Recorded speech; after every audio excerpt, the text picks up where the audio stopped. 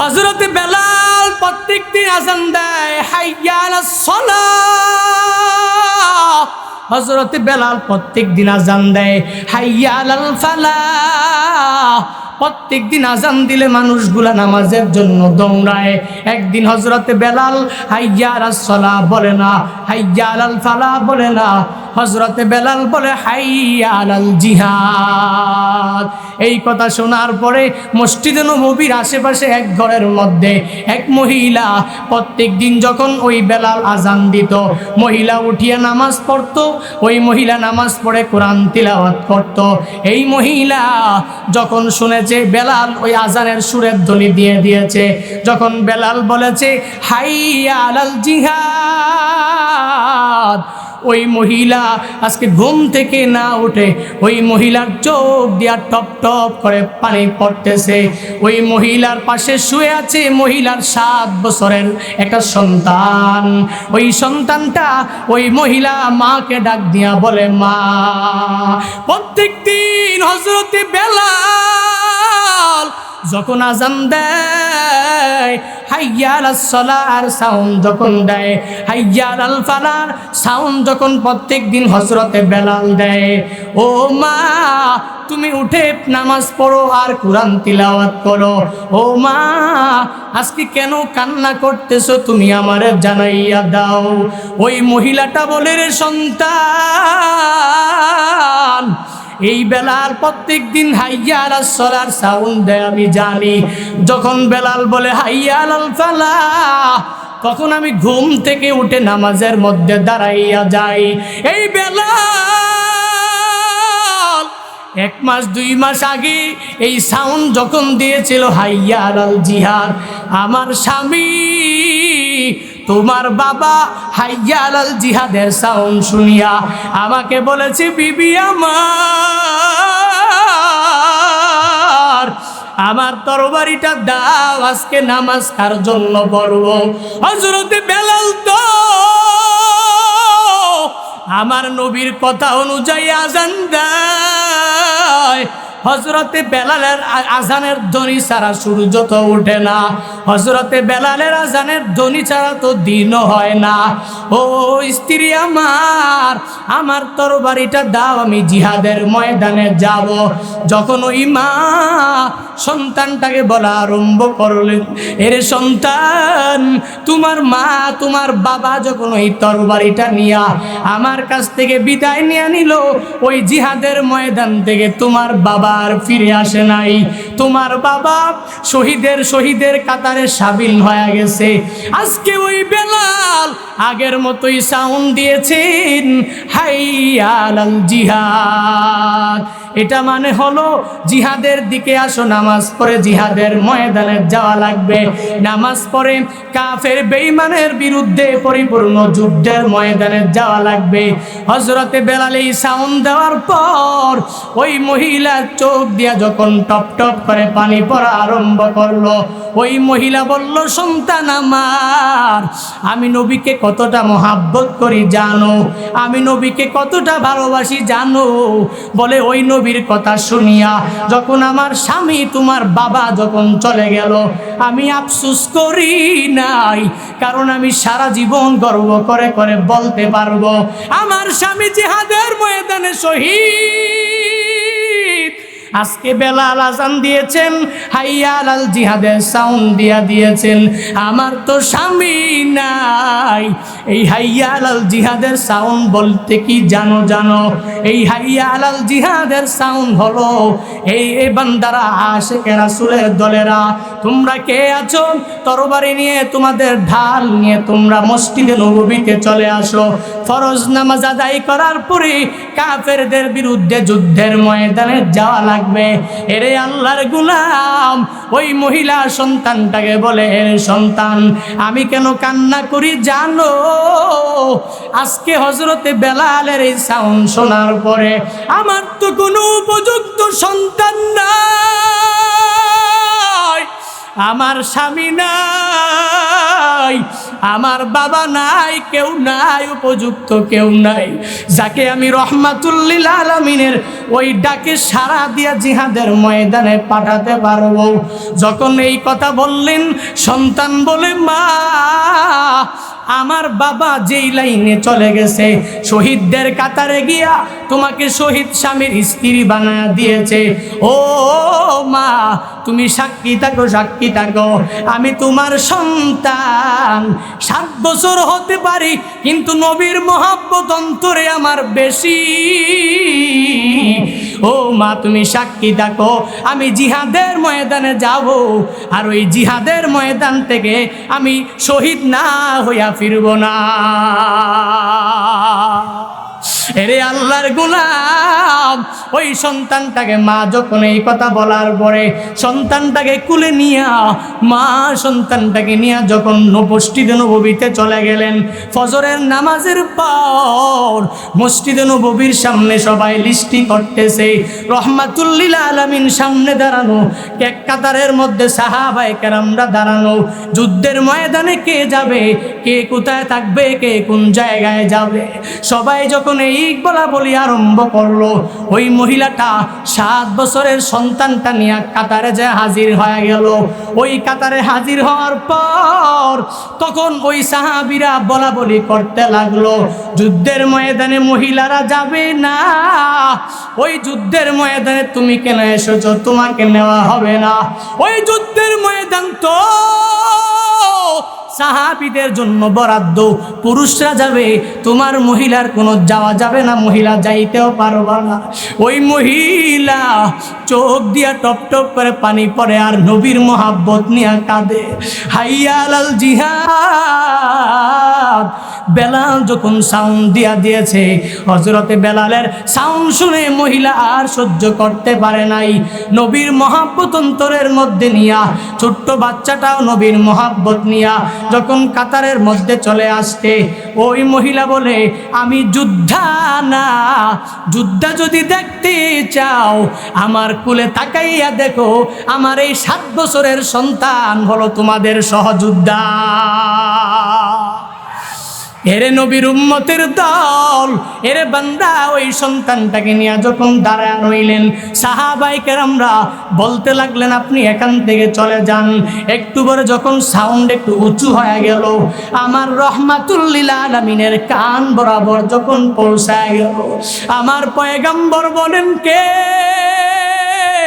তোমরা চিৎকার চেঁচামেচি করো কেন, আমাকে জানাইয়া দাও। সাহাবায়ে কেরাম বলে, পয়গম্বর, এই মহিলা বলতেছে, মহিলার এই সত্য সন্তানটা কি আমাদের সাথে সহযোদ্ধা হবে, জিহাদের ময়দানে যাবে। ও পয়গম্বর আমার, বলেন বলেন, এই ছোট্ট ছোট্ট বাচ্চা কেমনে জিহাদ করবে? রহমাতুল লিল আলামিন বুঝানো আরম্ভ করলেন, ও মা, জিহাদের ময়দানে সাহাবায়ে কেরামরা যাবে। ও মা, সাহাবায়ে কেরাম বড় বড় বড় বড় যারা যারা প্রাপ্তবয়স্ক তারাই যাবে, তোমার সন্তান যাওয়ার কোনো প্রয়োজন নাই, কারণ তোমার সন্তানটা তো তরবারি বহন করতে পারবে না, তোমার সন্তানটা তরবারি নিয়ে দাঁড়াইতেও পারবে না, কারণ তরবারিটা তো তোমার সন্তান থেকে অনেক বড়। তাহলে কেমনে যুদ্ধে যাবে, কেমনে সে যুদ্ধে অংশগ্রহণ করবে, কেমনে সে কাফেরের বিরুদ্ধে লড়াই করবে? কেমন মা আর কেমন সন্তান, কেমন মার জবাব, কেমন সন্তানের জবাব? ওই মা ডাক দিয়া বলে, পয়গম্বর, আমার মনে আপনার প্রতি এতটাই মহব্বত, আমি 1 সপ্তাহ 1 মাস আগে আমি আমার স্বামীটা হারাইলাম। এই স্বামীটা হারানোর পরে আমার মনের মধ্যে টেনশন, আমি আমার সন্তানটাকেও রাখবো না, আমার সন্তানটাকেও ইসলামের খাতিরে আমি বিদায় দিয়া দিব। ও পয়গম্বর আমার, আপনি আমারে ফিরাইয়া দিবেন না, ফিরাইয়া দিবেন না। রহমাতুল লিল আলামিন বলেন, তাহলে কেমনে সে যুদ্ধে যাবে বলো? ওই মহিলা ডাক দিয়া বলে, পয়গম্বর, যুদ্ধের ময়দানে কাফেররা যখন আপনার দিকে যখন লক্ষ্য করে ডান দিকে যখন তীর মারবে, তখন আমার সন্তানটাকে আপনি ডান দিকে ধরে রাখবেন। আমার এই 7 বছরের সন্তানটাকে আপনি ডান দিকে ধরার পরে আমার 7 বছরের সন্তানটার উপরে তীর বাঁধবে, আমার নবীর কোনো ক্ষতি হবে না। আবার কাফেররা যখন আপনার বাম দিকে লক্ষ্য করে করে যখন তীর মারবে, আপনি আমার সন্তানটাকে বাম দিকে ধরে রাখবেন, তাহলে আমার নবী বেঁচে যাবে, আমার সন্তানটা আর কোশ্চিনকালেও বাঁচবে না। আমি জানি সন্তানটা মরে যাক, আমার রহমাতুল লিল আলামিন বেঁচে যাক। ও পয়গম্বর, আবার শুধু তাই না, সামনের দিক দিয়েও যখন যখন তারা আপনাকে মারা আরম্ভ করবে, আমার সন্তানটাকে সামন দিক দিয়া ধরবেন, ডান দিক দিয়া ধরবেন, বাম দিক দিয়া ধরবেন, আর সামন দিক দিয়া যখন ধরবেন, ধরার পরে আমার সন্তান ঝাঁঝরা হয়ে যাবে, কিন্তু আমার পয়গম্বর আমার রহমাতুল লিল আলামিনের কিছু ওই জিহাদের ময়দানে হবে না। এর বান্দা, সাহাবায়ে কেরামদের অন্তরে আমার নবীর কত মায়া দেখেছো। আজকে বান্দা ওই ইসলাম পাওয়ার পরে ইসলাম ধর্মের প্রতি কোনো মহাব্বত নাই, ইসলাম ধর্মের প্রতি বান্দা বিন্দু মাত্র পরিমাণ কোনো ভালোবাসা নাই।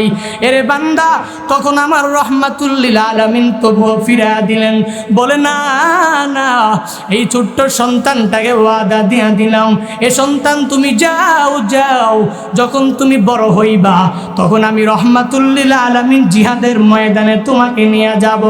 ওই মহিলাটা সন্তানটাকে কুলে নিয়ে যখন বাড়ির দিকে রওনা করলেন, বাড়ির দিকে যাওয়ার পর একটু পরে যাওয়ার পরে সন্তানটা তো আর নড়ে না। সন্তান বলে, মা আমি তো তোমাকে ওয়াদা দিয়েছিলাম, আমি শহীদের মা না বানাইয়া আজকের এই জিহাদের ময়দান থেকে মা আমি ফিরব না, আমাকে বাড়িতে নিও না, রহমাতুল লিল আলামিনের কাছে আমি যাব।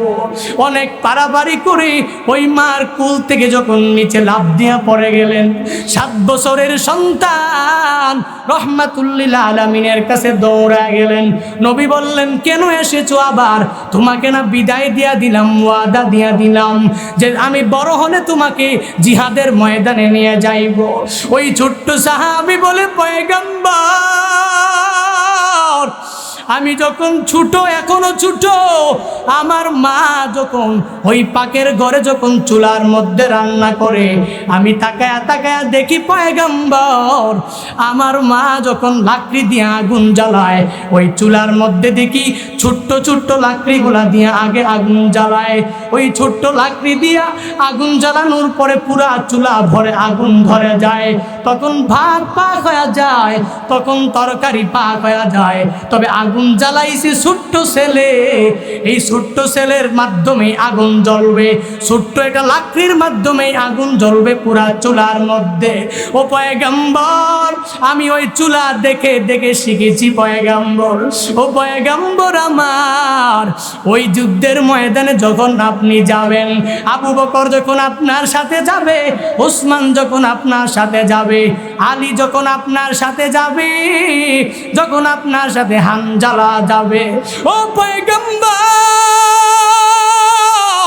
ওই পাহাড়ের চুলার মধ্যে যখন একটা ছোট লাকড়ির মাধ্যমে পুরা চুলায় আগুন ধরে যায়, ওই জিহাদের ময়দানে যখন আমি যাব পয়গম্বর, আমি যাওয়ার পরে আমাকে কাফেররা যখন দেখে একটা তীর নিক্ষেপ করবে, একটা তীরের আঘাতের কারণে পুরা জিহাদের ময়দানে যুদ্ধ শুরু হয়ে যাবে, আমার তীর দিয়ে আগুন জ্বলবে, ওই যুদ্ধের ময়দানে আগুনের দামামা আমার ছোট্ট এই সন্তানের মাধ্যমেই জ্বলবে। আমার পয়গম্বর বলে, না না, তুমি ছোট, তোমাকে নেওয়া হবে না। আল্লাহ তাআলা জিব্রাইলের মাধ্যমে পুরা যখন ফেরেশতাদেরকে নিয়া ওই জান্নাতের মধ্যে আল্লাহ তাআলা মিটিং করা আরম্ভ করলেন। আল্লাহ বললেন, জিব্রাইল যাও চাও আমার নবীর কাছে খবর নিয়ে যাও। নবীকে যা জিজ্ঞাসা করো, ও পয়গম্বর আপনি কি করেন, আপনি আমারে জানাইয়া দেন। পয়গম্বর যা বলবে তুমি পয়গম্বরকে জবাব দিয়া দিবা। আল্লাহ জিব্রাইলকে শিখাইয়া দিলেন। জিব্রাইল রহমাতুল্লিল আলামিনের কাছে এসে বললেন, ও পয়গম্বর আপনি যেই সন্তানটাকে বিদায় করে দিয়ে দিচ্ছেন, 7 বছরের কারণে এই সন্তানটাকে আপনি বিতাড়িত করে ফেলতেছেন, এই সন্তানটাকে আপনি মুজাহিদ হিসাবে গণনাও করেন না। আপনি আপনার সাহাবায়ে কেরামরা এই মুজাহিদকে গণনা করতে না পারেন, কিন্তু আমার মাওলা আর ওই ফেরেশতারা জান্নাতের মধ্যে এই ছোট্ট সাহাবীকে জিহাদের ময়দানের মুজাহিদ বলে পরিগণিত করে নিয়েছে। নবীর মায়া নাই কি তোমার, কেমনে দুঃখ দাও যে আবার, নামাজ পড়ো রোজা রাখো প্রথম গাঠি কাফনে, নবী বিনে কে তরাবে পুলসিরাত মিজানে, নবী বিনে কে তরাবে পুলসিরাত মিজানে। চলো চলো চলো মুমিন চলো নবীর সন্ধানে, নবী বিনে কে তরাবে পুলসিরাত মিজানে, নবী বিনে কে তরাবে পুলসিরাত মিজানে। এমন এতিম নবী আমার, পিতা মাতা নাই যে তাহার, এমন এতিম নবী আমার, পিতা মাতা নাই যে তাহার। তারপরেও কত মারা মারল তাকে দুশ্মনে, তারপরেও কত মারা মারল তাকে দুশ্মনে, নবী বিনে কে তরাবে পুলসিরাত মিজানে, নবী বিনে কে তরাবে পুলসিরাত মিজানে। চলো চলো চলো মুমিন চলো নবীর সন্ধানে, নবী বিনে কে তরাবে পুলসিরাত মিজানে, নবী বিনে কে তরাবে পুলসিরাত মিজানে। তরাইতে পারবে কেউ? রহমাতুল্লিল আলামিন বলেন, আবু হুরায়রা দুনিয়ার মানুষদেরকে জানিয়ে দাও, ইত্তাকিল মাহারিম তাকুন্না বাদান্নাস।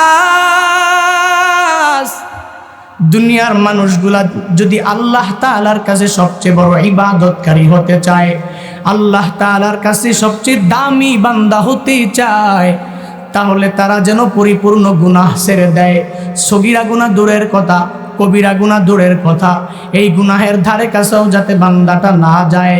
তবে প্রত্যেকটা মুসলমানের উচিত নফল রোজা, নফল নেক আমল, জিকির তাসবিহ এগুলোও করবে, সাথে সাথে পরিপূর্ণ গুনাহটাও বান্দার ছেড়ে দেওয়া লাগবে।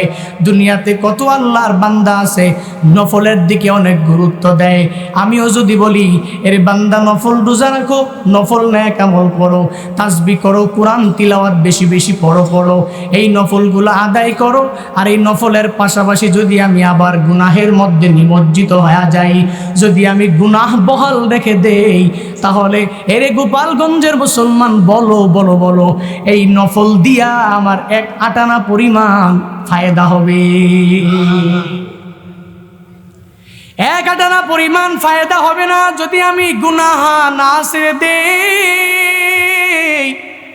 আমার গুনাহ ছেড়ে দেওয়া লাগবে, গুনাহ করা যাবে না। এরে বান্দা, গুনাহ ছেড়ে দিয়া যখন আমি নফল নামাজ পড়ব, গুনাহ ছেড়ে দিয়া যখন আমি নেক আমল করব, এই গুনাহ ছেড়ে দিয়া যখন আমি এই নেক আমলের মধ্যে যখন পরিপূর্ণ প্রবেশ করব, তাহলে তো আমি আল্লাহর কাছে সবচেয়ে বড় ইবাদতকারী বান্দা হিসেবে বিবেচিত হতে পারবো। এরে বান্দা, একটা উদাহরণ দিলে পরিপূর্ণ বোঝা যাবে। এয়ার কন্ডিশনার হল রুম, ওই রুমের মধ্যে যদি আমি সব দেওয়াল লাগাইয়া, দরওয়াজা জানালা সব লাগাইয়া যদি আমি এয়ার কন্ডিশন চালাই, 1 ঘন্টা 2 ঘন্টাও লাগবে না, 10 মিনিট 20 মিনিট পরে রুমটা এমনিতেই ঠান্ডা হয়ে যাবে। এর বান্দা, কোনো আল্লাহর বান্দা যদি ওই ঘরের মধ্যে ঢুকিয়া বলে দরওয়াজা জানালা সব খুলে দাও আর এয়ার কন্ডিশনটা অনেক হাই লেভেলে বাড়াইয়া দাও, তাহলে 1 ঘন্টা 2 ঘন্টা 3 ঘন্টা চলবে, ওই এয়ার কন্ডিশন বিন্দু পরিমাণ ঠান্ডা তো ওই রুমকে করতে পারবে না। এরে আল্লাহর বান্দা, ঠিক একই রকম ভাবে যদি বান্দা নফল রোজা, নফল নেক আমল, তাসবিহ আর কোরআন তিলাওয়াত সব করার পাশাপাশি, মাহফিলগুলা করার পাশাপাশি যদি আবার মাহফিলের মধ্যে গুনাহের মধ্যে জড়াইয়া পড়ো, তাহলে ওই এয়ার কন্ডিশনার রুম 1 দিন 2 দিন 3 দিন চললেও ঠান্ডা হবে না। তোমার ওই নফল নেক আমলের ফায়দা 1 বিন্দু পরিমাণ উপকার সাধন হবে না। আমার মালিকের দরবারে যদি নফল নামাজ আদায় করে করে করে জান্নাতি হতে চাও, এরে বান্দা গুনাহ ছেড়ে দাও, পরিপূর্ণ গুনাহ ছেড়ে দিয়া নিজের জিন্দেগিটাকে পরিপূর্ণ ঈমানওয়ালা আব্রারদের কাতারে পরিপূর্ণ ঢুকাইয়া নাও। এরে বান্দা, 2টা দলের মধ্যে যদি আমি বিভক্ত করি, 2টা দলের মধ্যে এক দলের লোকেরা নফল নামাজ পড়ে, নেক আমল করে, কোনো কিছুই বাদ দেয় না, আবার যখন গুনাহ তার অন্তরের মধ্যে চলে আসে, এই বান্দা কবিরা গুনাহ না করেও পারে না, এই বান্দা সগীরা গুনাহ না করেও পারে না, তাহলে যদি সগীরা গুনাহ কাবিরা গুনাহ শয়তানের প্ররোচনায় করিয়াই ফেলে, তাহলে বলো ওই নফল নেক আমলের দাম থাকবে? কথা বলেন না কেন? এরে বান্দা, তাহলে নফল নেক আমলের দাম থাকবে না। কিন্তু আরেক আল্লাহর বান্দা, যেই বান্দা নফল নেক আমল একটু কমই করে, 5 ওয়াক্ত নামাজ ঠিক মতন আদায় করে, রোজা রাখে, নেক আমল করে, এই বান্দা তাহাজ্জুদের রাত ঠিক মতনই পড়ে, মাঝে মাঝে পড়তেও পারে না, কিন্তু এই বান্দা গুনাহের ধারে কাছেও যায় না, গুনাহের ধারে কাছেও যায় না। এবার বলো, প্রথম ব্যক্তি ভালো না দ্বিতীয় ব্যক্তি? কথা বলেন না কেন? দ্বিতীয় ব্যক্তি ভালো। কেন? বলে দ্বিতীয় ব্যক্তি নেক আমল করার পর, এই বান্দা নেক আমল করার পরে গুনাহের ধারে কাছেও যায় না, কিন্তু প্রথম ব্যক্তিটা গুনাহ করে আবার নেক আমলও করে। এরে বান্দা, তাহলে প্রথম ব্যক্তি থেকে দ্বিতীয় ব্যক্তিটাই অতি উত্তম। কেমনে বুঝলাম? কারণ ওই কিয়ামতের ময়দানে তোমার এই নেক আমল, নফল রোজা, নফল নামাজ তুমি বেশি পড়ছো কিনা, ওই কিয়ামতের ময়দানে জিজ্ঞাসা করা হবে না। ওই কিয়ামতের ময়দানে বান্দা তোমার জিজ্ঞাসা করা হবে, ওয়া ইয়ামাল মিসকালা যাররাতিন শাররাই ইয়ারা। ওই কিয়ামতের ময়দানে বান্দা জিজ্ঞাসা করা হবে, তুমি ওই দুনিয়ার জমিনে থাকতে অণু থেকে ছোট পরিমাণ গুনাহ কি করেছো, এই গুনাহের হিসাব বান্দা পরিপূর্ণ দেওয়া লাগবে। এর বান্দা নফল রোজার পাশাপাশি গুনাহ তো ছেড়ে দেওয়া লাগবে, কারণ ওই কিয়ামতের ময়দানে যদি আমার গুনাহের ব্যাপারে আল্লাহ আমাকে ধরে আর যদি বলে হিসাব দাও, এর বান্দা হিসাব দিয়া পশ্চিমকালে আল্লাহর জান্নাতে যাওয়া যাবে? কথা বলেন না কেন? হিসাব দিয়ে আল্লাহর জান্নাতে যাওয়া যাবে না। এর আল্লাহর গোলাম আমার মালিকের কাছে রহমাতুল লিল আলামিন যখন মুনাজাতে হাত উঠাইতেন, আল্লাহর কাছে বলতেন, ও মালিক, আল্লাহুম্মা হাসিবনি হিসাবান ইয়াসীরা। রহমাতুল লিল আলামিন বলতেন, ও আল্লাহ, তুমি আমার হিসাবটা সহজ করে দাও। এর বান্দা, আমার নবী কেন বলতেন? উম্মাহদেরকে শিক্ষা দিয়া গেলেন, সাহাবায়ে কেরাম, তাবিঈন, তাবিঈনদেরকে শিক্ষা দিয়া গেলেন, এরে আমার উম্মতের দল, আমার আল্লাহর কাছে শুধু হিসাবটাকে সহজ করে করে শুধু মুনাজাতের মধ্যে বলো, ও আল্লাহ, তুমি আমার হিসাব সহজ করে দাও, ও আল্লাহ, তুমি আমার হিসাব পরিপূর্ণ সহজ করে দাও। এর বান্দা যদি আল্লাহর কাছে হিসাব সহজ বান্দা যদি মুনাজাতে বারবার আলামিন শিক্ষা দিয়ে গেছেন, ওই কিয়ামতের ময়দানে এর বান্দা যদি আল্লাহ তাআলা আমার কাছ থেকে তোমার কাছ থেকে হিসাব নেয়, বিন্দু পরিমাণ গুনাহ যদি হিসাব নেয়, আল্লাহর কাছে হিসাবও দেওয়া যাবে না, আল্লাহর জান্নাতেও যাওয়া নসিব হবে না। এজন্য বান্দা রহমাতুল লিল আলামিন বলে দিলেন নফল নেক আমলের মাধ্যমে এর বান্দা নাজাত পরিপূর্ণ পাওয়া যাবে না, গুনাহ ছেড়ে দেওয়া লাগবে। গুনাহ ছেড়ে দিলে পরিপূর্ণ নাজাত পাওয়া যাবে। আগে গুনাহ ছেড়ে দাও, তারপরে নেক আমলের মধ্যে নিমজ্জিত হয়ে যাও। সাহাবায়ে কেরাম রহমাতুল লিল আলামিনকে এক মহিলা সম্পর্কে জিজ্ঞাসা করলেন। আয়েশা বলা আরম্ভ করলেন, ও পয়গম্বর, এক মহিলা ব্যাপারে আপনি আমাদেরকে জানাইয়া দেন। নবী বলেন, মহিলার ব্যাপারে বলো। বলে, ওই মহিলা 5 ওয়াক্ত নামাজ পড়ে, রমজানের রোজা রাখে, আবার নফল রোজাও রাখে, আবার নেক আমলও করে, কোনো নেক আমলের বিন্দু পরিমাণ কোনো কমতি করে না।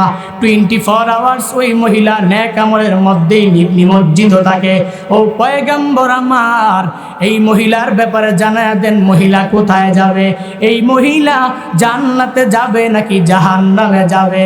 রহমাতুল লিল আলামিন বলে, সাহাবায়ে কেরাম এই মহিলা সম্পর্কে আমাকে আর একটু জানাইয়া দাও। এই মহিলা প্রতিবেশীর সাথে তার আচরণ কেমন? সাহাবায়ে কেরাম বলে, পয়গম্বর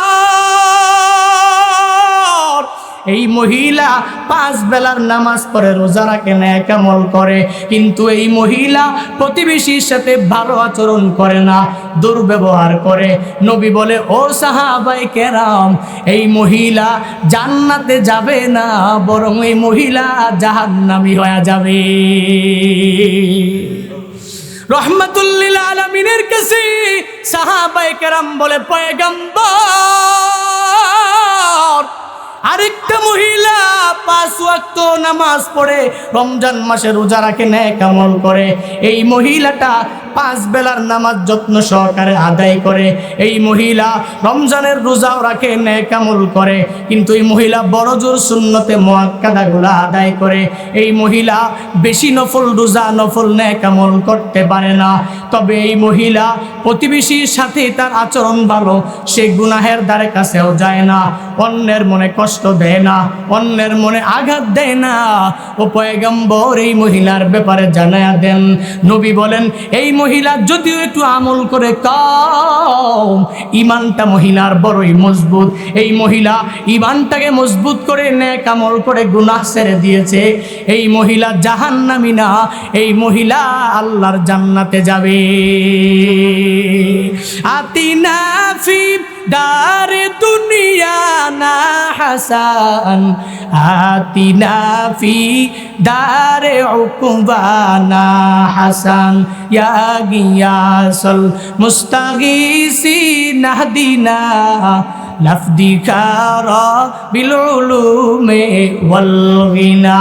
হর গরিদে দেন তু তৈয়ার হায়, ঝুনা মঙ্গে উস্তুতুবে জারো হায়। সুতরাং বান্দা বোঝা গেল নেক আমলের মধ্যেই নাজাত নাই। যদি নাজাত পেতে চাও তাহলে পরিপূর্ণ গুনাহ পরিপূর্ণভাবে ছেড়ে দেওয়া লাগবে। এবার গুনাহ বলতে আমরা কি বুঝি? বলে, আমি যদি জেনাহ করি তাহলে গুনাহ হয়ে যাবে, তাহলে আমি যদি নামাজ ছেড়ে দিই তাহলে গুনাহ হয়ে যাবে, আমি যদি মিথ্যা বলি তাহলে গুনাহ হয়ে যাবে, আমি যদি নেক আমল না করি আল্লাহ যা আদেশ দিয়েছেন তাহলে বড় গুনাহ হয়ে যাবে, আল্লাহর আদেশগুলো অমান্য করলে আমার বড় গুনাহ হয়ে যাবে। এরে বান্দা, বড় বড় কাবিরা গুনাহগুলো আমিও জানি, আপনিও জানেন, সবাই জানে, কিন্তু ছোট ছোট কিছু গুনাহ, ওই গুনাহের ব্যাপারে সবাই জানে, আমিও জানি, আপনিও জানেন, কিন্তু বক্তাও মানে না, শ্রোতাও মানে না, দুনিয়ার কেউ মানে না। ছোট ছোট গুনাহের মধ্যে সবচেয়ে বড় গুনাহ হলো কুধারণা। দুনিয়াতে তাকায় দেখো কত আল্লাহর গোলাম কুধারণা করে করে অন্যের ব্যাপারে। একটা লোক যাইতেছে রাস্তা দিয়ে হাইটা হাইটা, লোকটাকে দেখে বলে লোকটা মনে হয় বেশি ভালো হবে না, আছে না নাই? যুবকের টিম একদিকে বসে আছে, তারা কয়েকটা যুবক মিলিয়ে এক জায়গায় বসে আছে, আর একটা যুবক যাচ্ছে দেখতে অনেক কালো, ঠোঁটটাও কালো, পুরা বডিটাই কালো। কিন্তু যুবকের টিমটা মিলিয়া বলতেছে এই যুবকটা মনে হয় বিড়ি খায়, সিগারেট পান করে, এই মনে হয় যুবকটা মনে হয় ভালো না। অথচ এই যুবকটাকে আল্লাহ তাআলা কালো বানিয়েছে। এই যুবকের টিমরা যে মিল্লা অন্যের ব্যাপারে ধারণাটা খারাপ করলো। এরে বান্দা, এই ধারণা সম্পর্কে আল্লাহ তাআলা কি বলেন? আল্লাহ বলেন, ইয়া আইয়ুহাল্লাযীনা আমানু ইজতানিবু কাসীরাম মিনাজ-যন ইন্না বা'দাজ-যন্নি ইসমু ওয়া লা তাজাসসু ওয়া লা ইয়াগতাব বা'দুকুম বা'দা আইয়ুহিব্বু আহাদুকুম আইয়াকুলা লাহমা আখিহি মাইতান ফাকারিহতুমু ওয়াত্তাকুল্লাহ ইন্নাল্লাহা তাওয়াবুর রাহিম।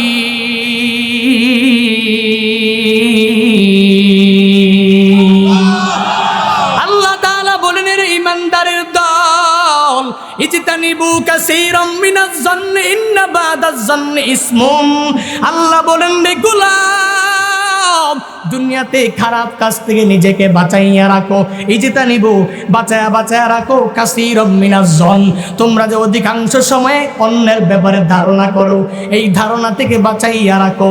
ইন্না বা'দাজ-যন্নি ইসমুন, নিশ্চয়ই কতক ধারণাগুলা হয়ে যায় বড় গুনাহ। অন্যের ব্যাপারে যে ধারণা করলা, এই ধারণা কতটুকু সঠিক আর কতটুকু মিথ্যা, এর বান্দা এটা তো তোমার জানা নাই। সেই লোকটা ভালো না খারাপ এই ব্যাপারে তোমার ধারণাও নাই। আল্লাহ বলেন, এক নম্বরে অন্যের ব্যাপারে কুধারণা করা যাবে, কথা বলেন, অন্যের ব্যাপারে কুধারণা করা যাবে না। দুই নম্বরে আল্লাহ তাআলা জানাইয়া দেয়, ওয়ালা তাজাসসু, একে অপরের দোষ নিয়ে ঘোরাঘুরি করা যাবে না, একে অপরের গুণ নিয়ে পরিপূর্ণভাবে ঘোরা লাগবে। এর বান্দা, বক্তা সাহেব বয়ান করে 2 ঘন্টা, 2.5 ঘন্টা, 3 ঘন্টা। এখন এই বয়ানের মধ্যে ইচ্ছা করে না হলেও অনিচ্ছাকৃত কিছু ভুল চলে আসতে পারে। এজন্য আমি যদি ওই দোকানের মধ্যে গিয়া এই বক্তার নাম ধরিয়া যদি গালিগালাজ করলাম, ফেসবুকে লেখালেখি করলাম, তার 1 ঘন্টা বয়ান শুনি নাই, 1 ঘন্টা বয়ানের মাঝখানে আগে পরে কি বলেছে শুনলাম না। আমি ওই একটু কথা শুনলাম, কি বলছে, জাহাজ আর না কি বলছে, আমি শুধু জাহাজের কথাটাই শুনলাম, আগে পরে কি বলছে আমি শুনলাম না। ফেসবুকে একটা পেজ আছে, ফেসবুকে একটা প্রোফাইল আছে, মনে করেছে তার মতো বড় সেলিব্রিটি আর কেউ নাই। এই বান্দাটা তাকায় দেখো, দুনিয়াতে থেকে ওই পীর সাহেবের, ওই আলেমের দোষটা অন্যের কাছে প্রচার করতেও দ্বিধা করে না। এরে আল্লাহর গোলাম, এই লোক তো জেনে শুনে গুনাহের মধ্যে নিমজ্জিত হয়ে গেল। আল্লাহ বলেন, ইজতানিবু কাসীরাম মিনাজ-যন ওয়ালা তাজাসসু, একে অপরের দোষ নিয়ে ঘোরাঘুরি করো না। যেই লোক নিয়ে তুমি এত বাড়াবাড়ি করতেছ, এর বান্দা তাকাইয়া দেখ, একবারও চিন্তা ভাবনা তুমি করতে পারো নাই। এই লোকের দ্বারা দুনিয়ার মানুষের ফায়দার কোনো কমতি হয় নাই। এই লোকের দ্বারা ওই গ্রামীণ অঞ্চলের প্রত্যেকটা লোক নামাজ ছেদ পড়ে নাই, নামাজ ধরেছে। এই লোকের দ্বারা, এই লোকের কথার দ্বারা যুবকরা পাগল হইয়া এই যুবকরা আগে গানের প্যান্ডেলে যাইতো, এখন মাহফিল দেয়। এর বান্দা, খারাপ দিকটা না দেখে পজিটিভলি চিন্তা মাথায় আনা।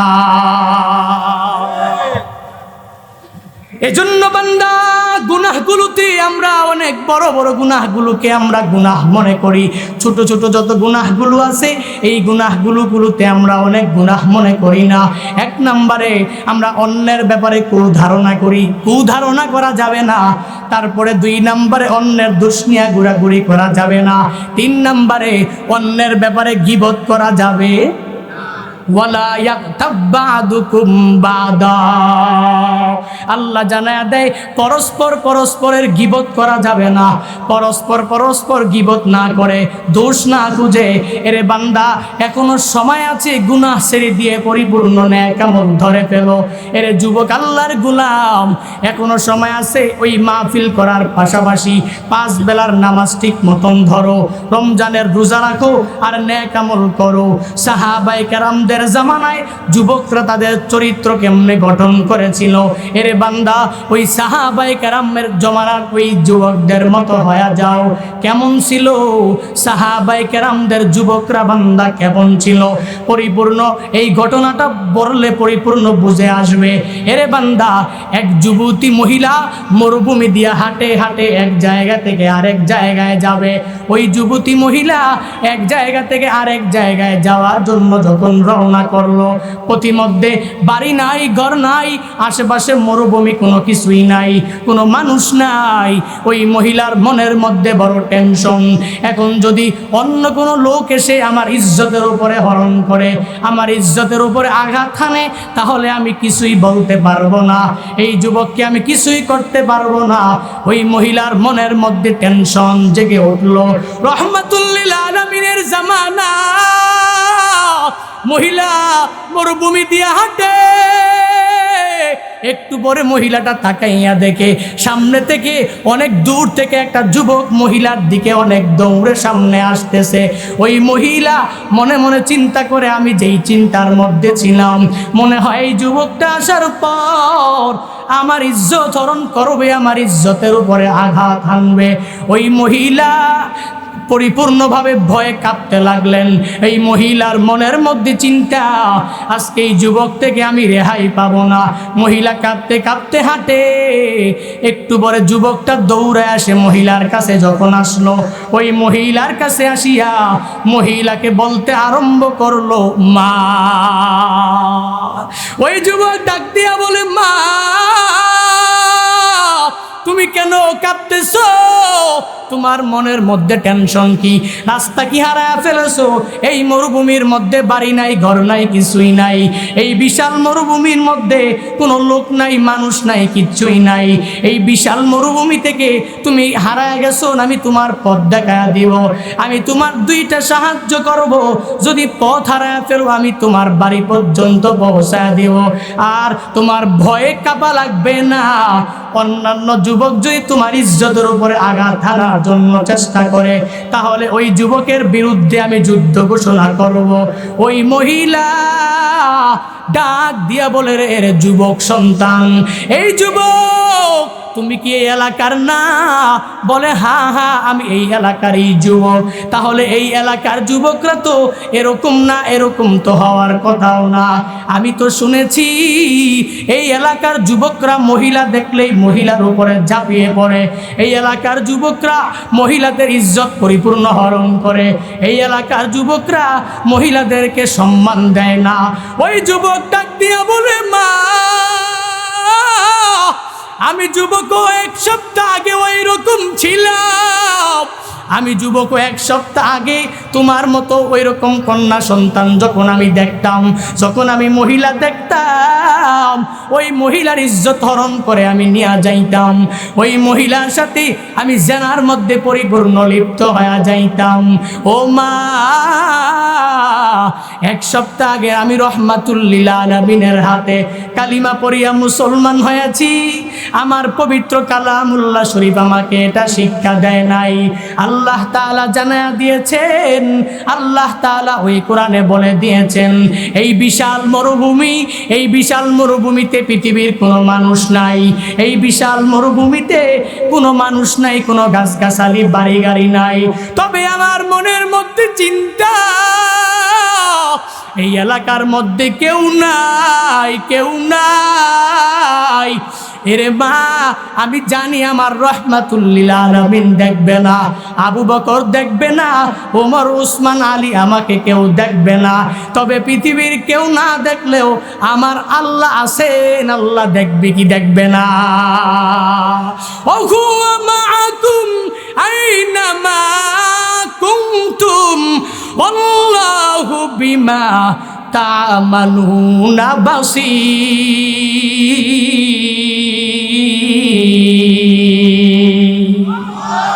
আল্লাহ তাআলা বলেন ওহুয়া মাআকুম আইনা মা কুনতুম, এর বান্দা তুমি যেথায় মন চায় সেথায় যাও, আমি আল্লাহ তোমার সাথেই আছি। এর বান্দা কবিরা গুনাহে যখন নিমজ্জিত হয়ে যাও, এর বান্দা আমি আল্লাহ তোমার সাথে আছি। তুমি যখন সগীরা গুনাহে নিমজ্জিত হয়ে যাও, আমি আল্লাহ তোমার সাথে আছি। পৃথিবীর কেউ দেখে না, আমি আল্লাহ সর্বাবস্থায় তোমার পর্যবেক্ষণ করি। এর বান্দা তুমি যেথায় যাও, আমি আল্লাহ ওইখানেই আছি। ওই যুবক বলে আমি রহমাতুল লিল আলামিনের হাতে ইসলাম ধর্ম গ্রহণ করার পরে পবিত্র কালামুল্লাহ শরীফ আমাকে শিক্ষা দিয়েছে।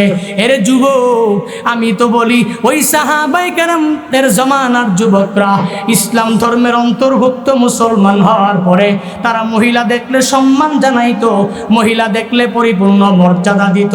তুমিও আজ, আমিও আজ যদি মহিলাদেরকে সম্মান দিয়া বড় বড় মুরব্বীদেরকে সম্মান দিয়া যদি আমিও চলতে পারি, ওই সোনালী যুগ আমারও চলে আসবে। কেননা রহমাতুল লিল আলামিন যেই যুগে জন্মগ্রহণ করেছে, ওই যুগ হলো জাহিলিয়াতের যুগ। ওই যুগটাকে রহমাতুল লিল আলামিন বলেছেন নিকৃষ্ট যুগে আমার জন্ম। কিন্তু নবী এই কালামুল্লাহ শরীফ দিয়া এত সুন্দরভাবে দোলায় দিয়া দিলেন। আল্লাহ নাজমান আয়াতের কারিমা তিলাওয়াত করলেন নবীর উপরে। এই আয়াত দিয়া নবী পুরা জাতিকে এমনভাবে সুন্দরভাবে সমাধান দিয়া দিলেন। নবী তার ইন্তেকালের আগে জানাইয়া গেলেন, আমার যুগ হলো সর্বশ্রেষ্ঠ যুগ। সুবহানাল্লাহ, জোরে বলেন না। নবী যেই যুগে জন্মগ্রহণ করলেন, নবী বললেন জাহিলিয়াতের যুগ, কিন্তু যখন ইন্তেকালের আগে নবী বললেন আমার যুগ সোনালী যুগ। সুবহানাল্লাহ। কিসের মাধ্যমে? কোরআন, নবীর মুখ নিঃসৃত বাণী, এই হাদিস এবং কোরআনের মাধ্যমে আল্লাহ তাআলার পয়গম্বর এত সুন্দরভাবে এই পুরা সমাজটাকে গঠন করেছেন। এজন্য যুবকরাও যদি আজ উলামায়ে কেরামদের কথা শুনে চেঞ্জ হয়ে যেতে পারে, তাহলে যুবকদের পরিপূর্ণ চেঞ্জ হওয়ার মাধ্যমে এই পুরা সমাজ, পুরা উপজেলা, পুরা জেলা এমনিতেই চেঞ্জ হয়ে যাবে। ঠিক কি ঠিক না? উঠাউঠি করা যাবে না ভাই।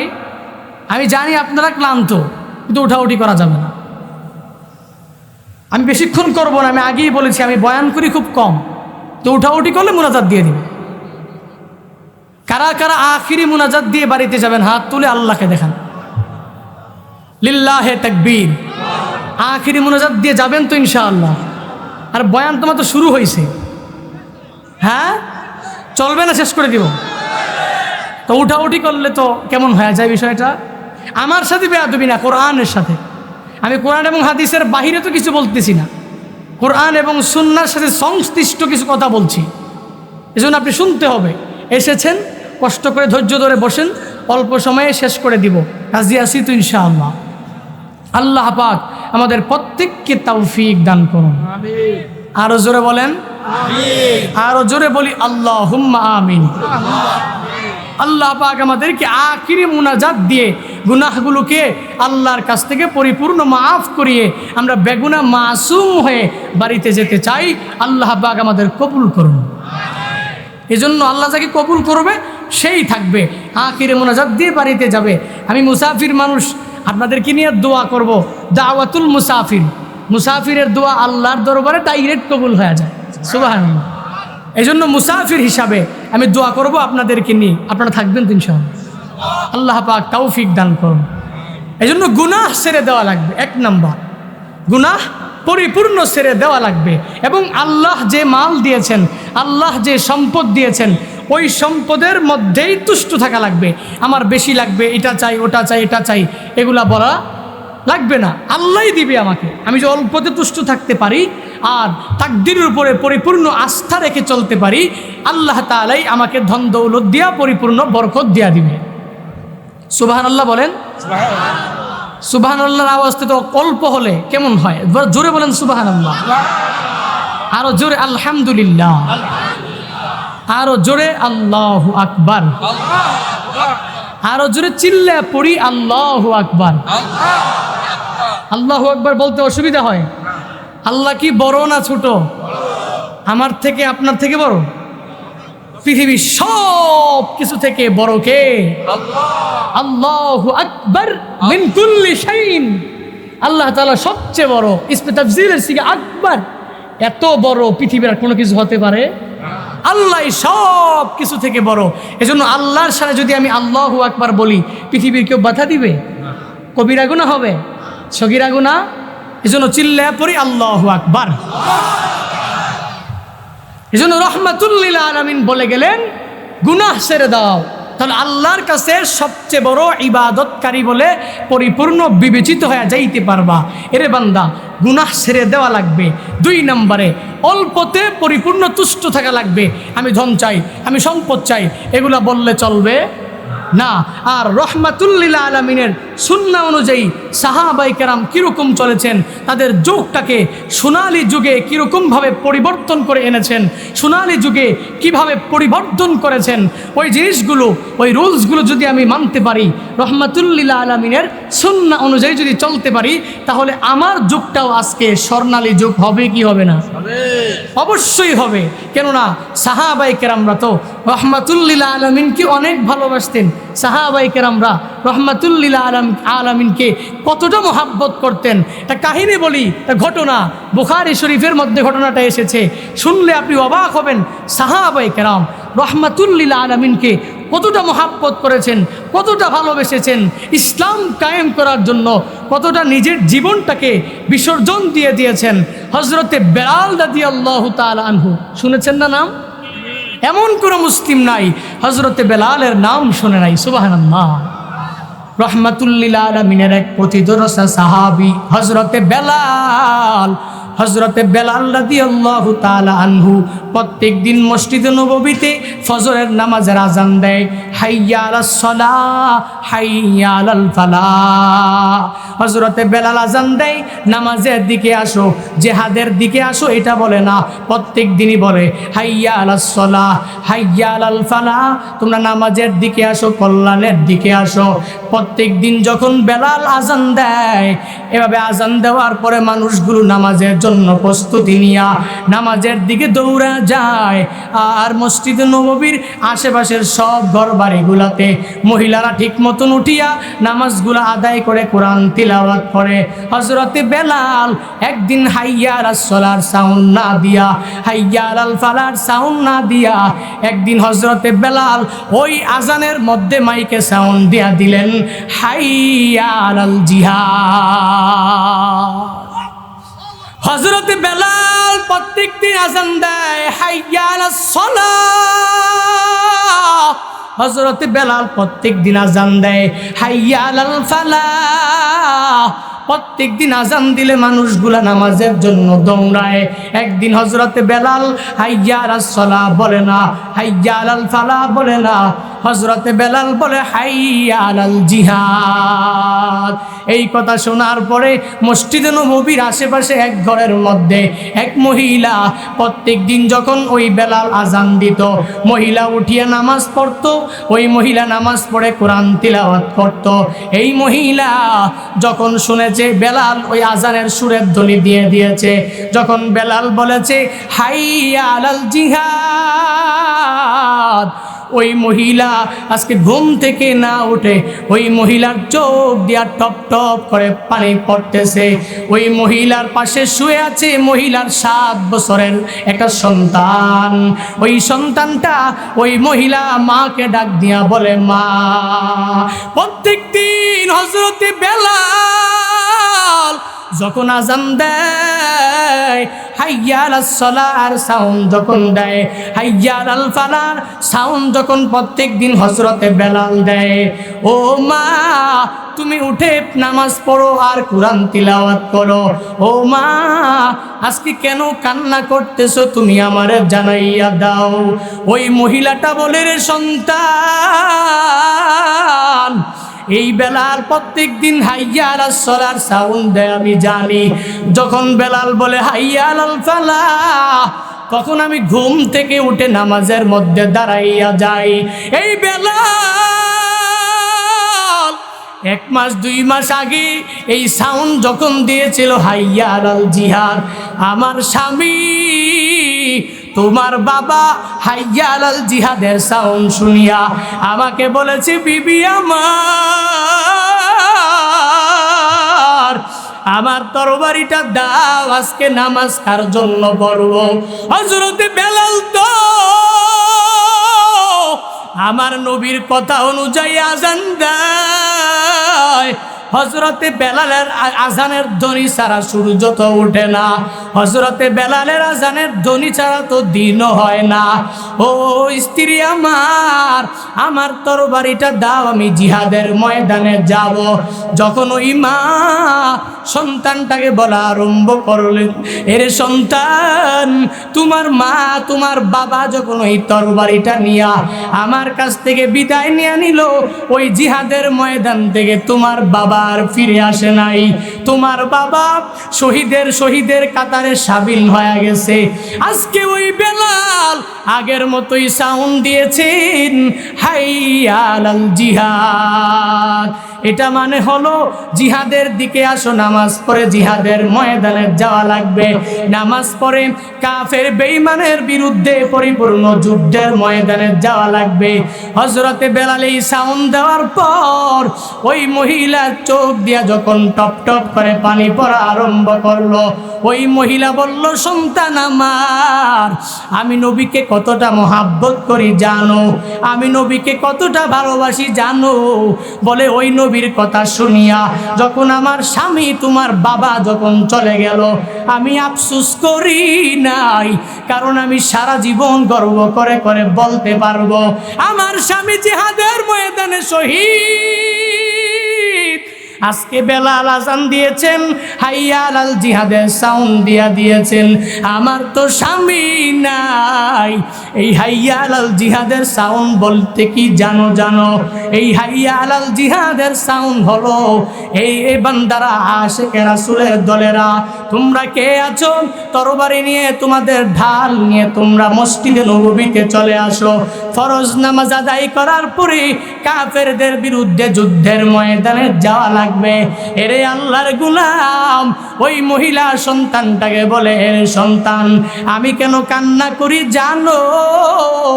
আজকে হযরতে বেলালের এই সাউন্ড শোনার পরে আমার তো কোনো উপযুক্ত সন্তান নাই, আমার স্বামী নাই, আমার বাবা নাই, কেউ নাই, উপযুক্ত কেউ নাই, যাকে আমি রহমাতুল লিল আলামিনের ওই ডাকে সাড়া দিয়া জিহাদের ময়দানে পাঠাতে পারবো।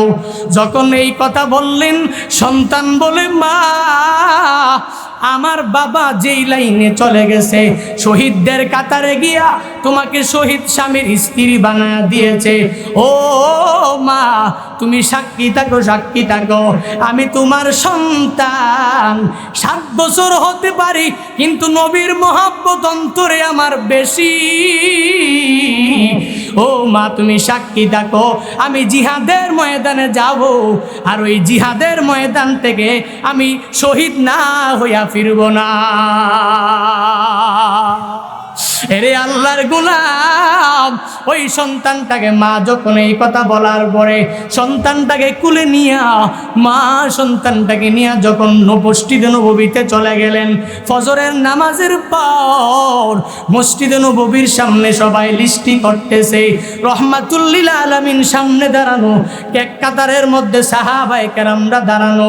যুদ্ধের ময়দানে কে যাবে, কে কোথায় থাকবে, কে কোন জায়গায় যাবে, সবাই যখন এই বলা বলি আরম্ভ করলো, ওই মহিলাটা 7 বছরের সন্তানটা নিয়ে কাতারে যে হাজির হয়ে গেল। ওই কাতারে হাজির হওয়ার পর তখন ওই সাহাবীরা বলা বলি করতে লাগলো, যুদ্ধের ময়দানে মহিলারা যাবে না, ওই যুদ্ধের ময়দানে তুমি কেন এসেছো, তোমাকে নেওয়া হবে না। ওই যুদ্ধের ময়দান তো সাহাবীদের জন্য বরাদ্দ, পুরুষরা যাবে, তোমার মহিলার কোনো যাওয়া যাবে না, মহিলা যাইতেও পারবা না। ওই মহিলা চোখ দিয়া টপ টপ করে পানি পড়ে আর নবীর মহাব্বত নিয়ে কাঁদে, হাইয়া আলাল জিহাদ। বেলাল যখন সাউন্ড দিয়েছে, হযরতে বেলালের সাউন্ড শুনে মহিলা আর সহ্য করতে পারে নাই। নবীর মহাব্বত অন্তরের মধ্যে নিয়া, ছোট্ট বাচ্চাটাও নবীর মহাব্বত নিয়া যখন কাতারের মধ্যে চলে আসছে, ওই মহিলা বলে, আমি যোদ্ধা না, যোদ্ধা যদি দেখতে চাও আমার কুলে তাকাইয়া দেখো, আমার এই 7 বছরের সন্তান হলো তোমাদের সহযোদ্ধা। এরে নবীর উম্মতের দল, এরে বান্দা, ওই সন্তানটাকে নিয়ে যখন দাঁড়ায় রইলেন, সাহাবায়ে কেরামরা বলতে লাগলেন, আপনি এখান থেকে চলে যান। একটু পরে যখন সাউন্ড একটু উঁচু হয়ে গেল, আমার রহমাতুল লিল আলামিনের কান বরাবর যখন পৌঁছায় গেল, আমার পয়গম্বর বলেন, কে তোমরা চিৎকার চেঁচামেচি করো কেন? আমাকে জানাইয়া দাও। সাহাবায়ে কেরাম বলে, পয়গম্বর,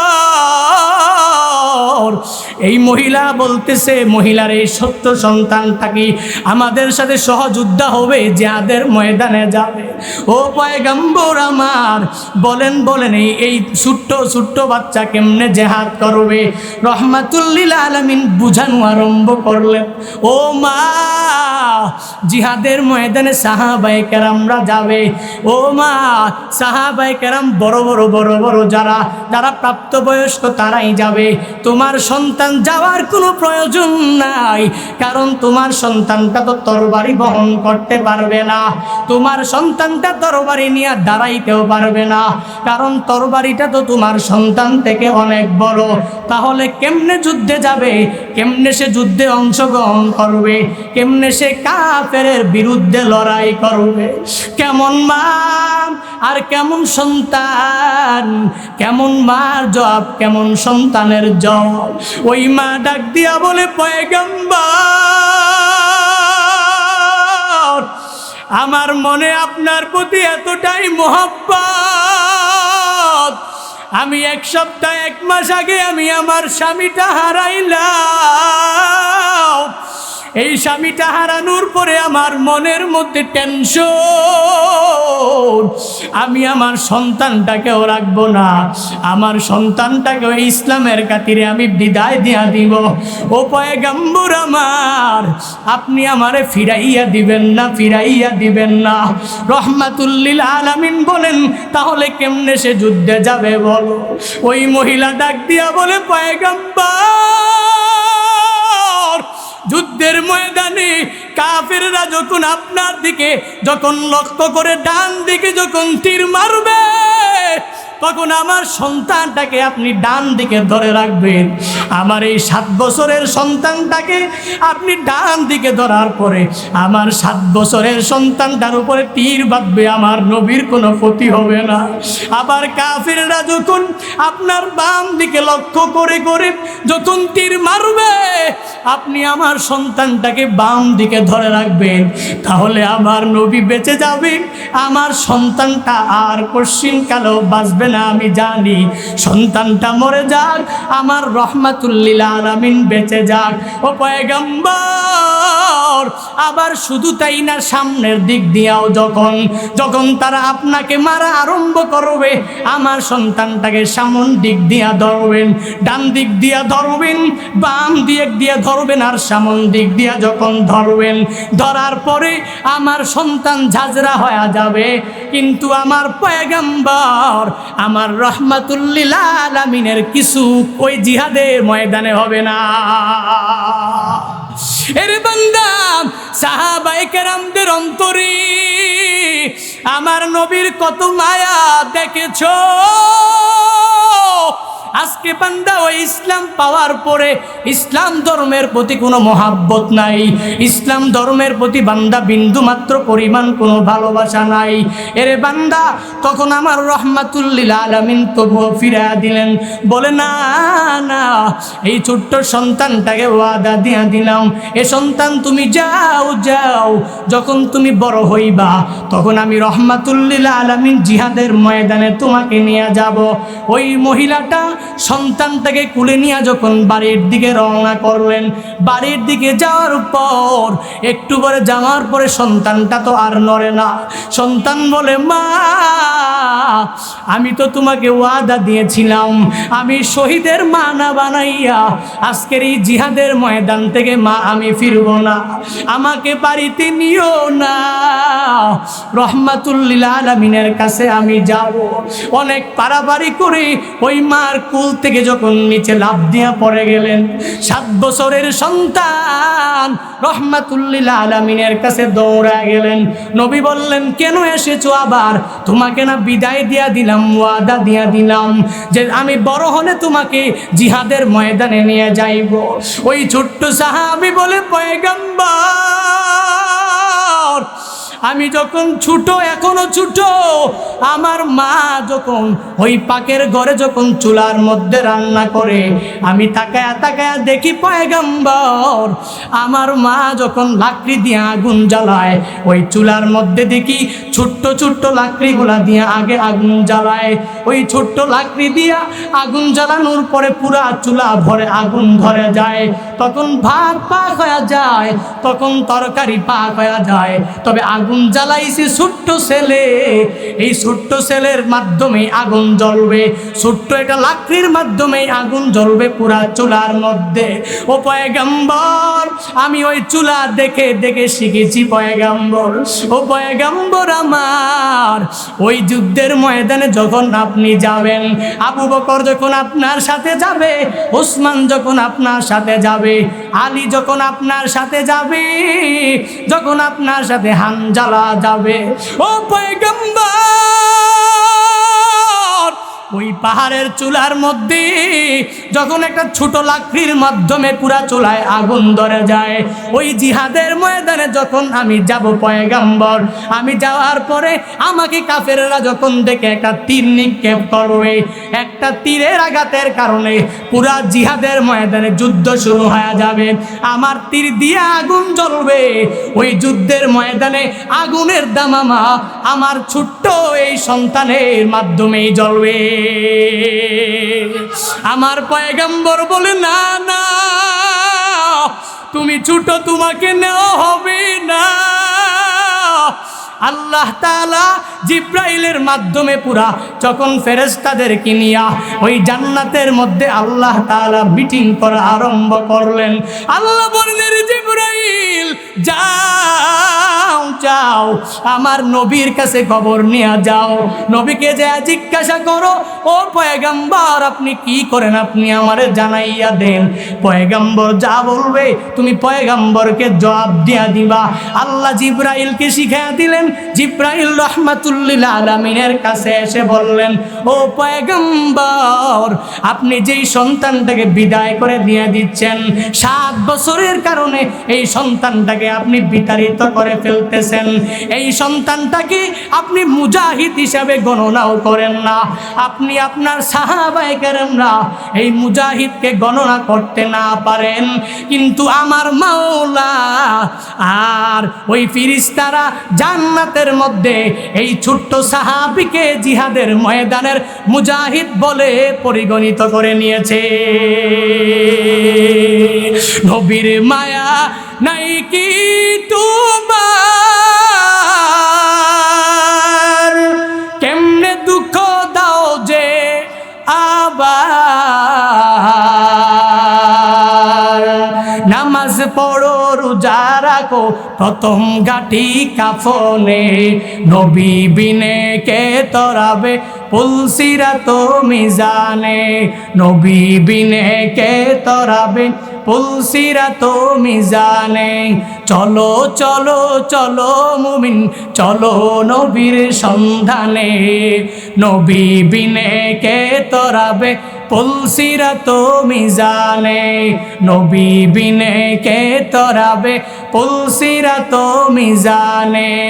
এমন এতিম নবী আমার,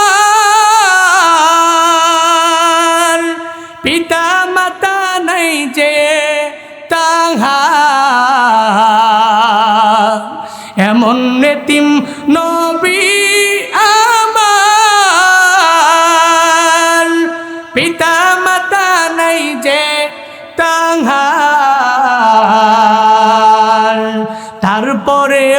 কত মারা মারলো তাকে দুশ্মনে, তারপরেও কত মারা মারলো তাকে দুশ্মনে। নবী বিনে কে তরাবে পুলসিরাত মিজানে, নবী বিনে কে তরাবে পুলসিরাত মিজানে।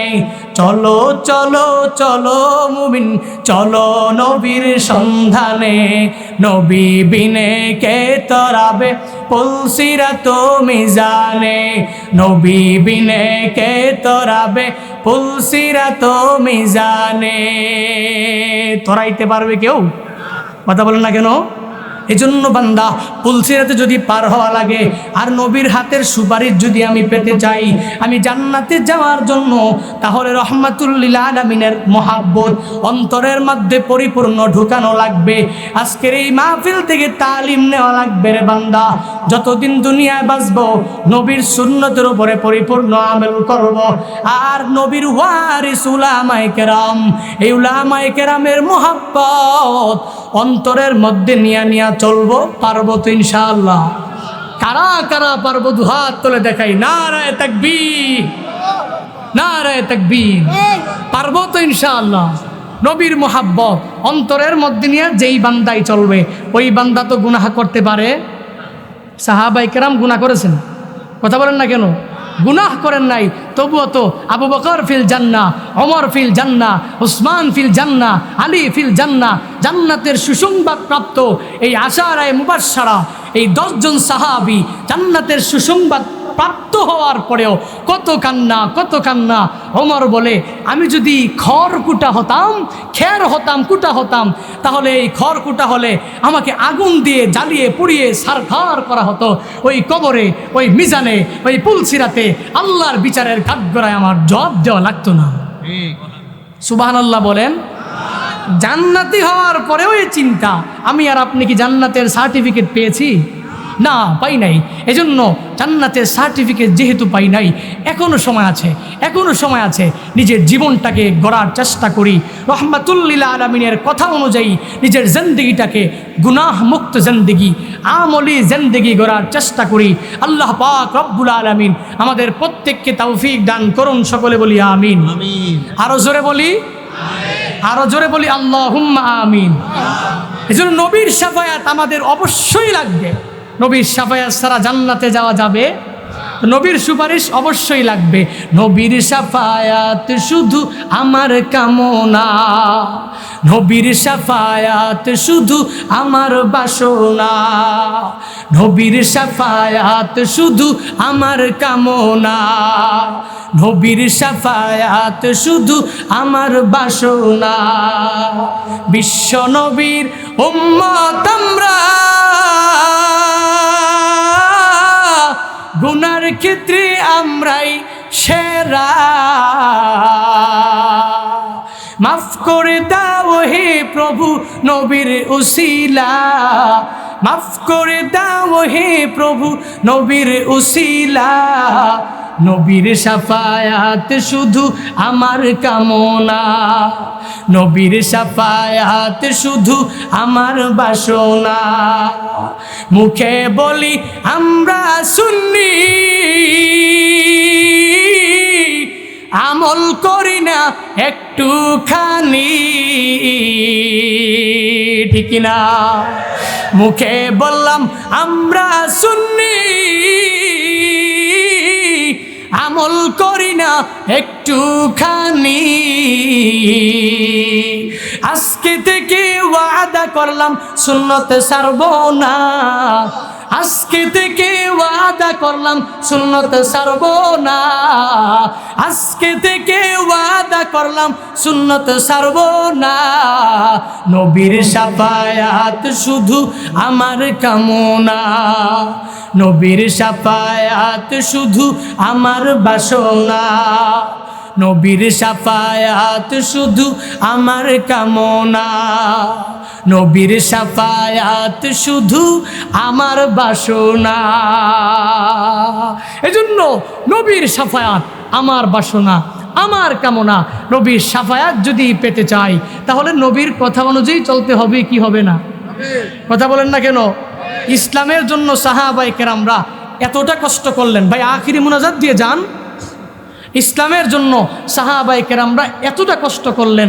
সাহাবায়ে কেরাম নিজের রক্তগুলো, তাজা রক্তগুলো ইসলামের মহাব্বত, প্রেম নিয়ে, ভালোবাসা নিয়ে মহাব্বত করে রক্তগুলো বিলীন করে দিয়ে গেলেন। আমি আজ ইসলাম ধর্ম নিয়ে কটূক্তি করে আমি কিছু বলতে পারি না, উল্টা যে কটূক্তি করে কেউ আছে তার পক্ষাবলম্ব করে, আসে না নাই? কথা বলেন না কেন? এজন্য না, আমি ইসলাম ধর্মকে টিকিয়ে রাখার জন্য যা কিছু করার দরকার শায়েখে চরমোনাইরা ডাক দিবেন। যে কোনো পরিস্থিতিতে, বরিশাল হোক, বাইতুল মোকাররম হোক, আমার দেশে ইসলাম থাকবে থাকবে। ইসলামকে টিকিয়ে রাখার জন্য যদি আমার রক্ত দিতে হয় রক্ত দিব, জীবন দিতে হয় জীবন দিব। আমি চাই সাহাবায়ে কেরামদের মতো জীবনটা আমার হয়ে যাক। আমি চাই সাহাবায়ে কেরামদের জীবনের মতো জীবনটা তৈরি করে সাহাবায়ে কেরামের আখলাকে হাসানার অন্তর্ভুক্ত যেরকম সাহাবায়ে কেরামরা হয়েছিল তাদের মতো হয়ে আমি জান্নাতে যেতে চাই। কোন কোন যুবকরা তৈয়ার আছো ইসলামকে টিকিয়ে রাখার জন্য সর্বাবস্থায় মাঠে ময়দানে নামতেও দ্বিধা করবে না? তো হাত তুলে মালিককে দেখায়া দাও।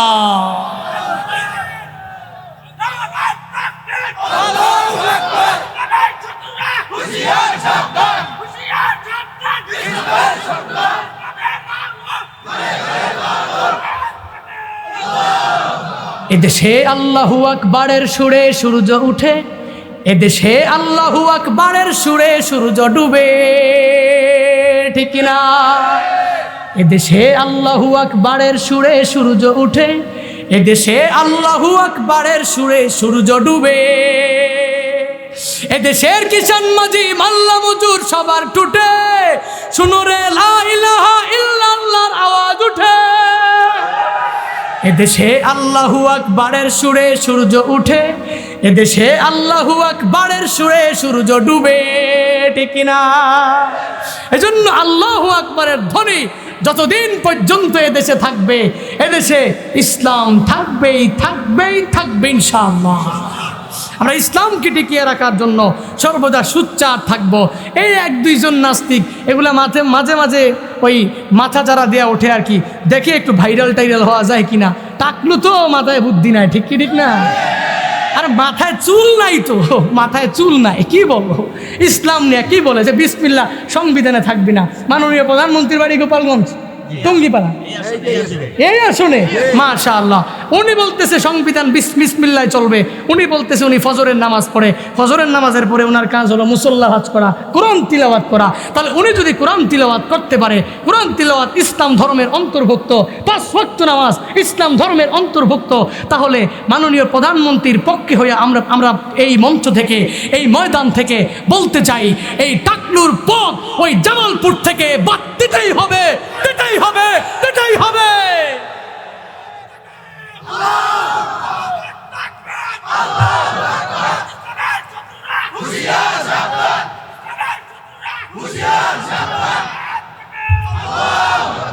এজন্য মাননীয় প্রধানমন্ত্রী এই কথা বলার পরে আমি গর্ব করে আমার ফেসবুক পেজেও পোস্ট দিয়েছিলাম, উনি নামাজ পড়ে, বাকিটা আল্লাহ জানে, বলছেন তো।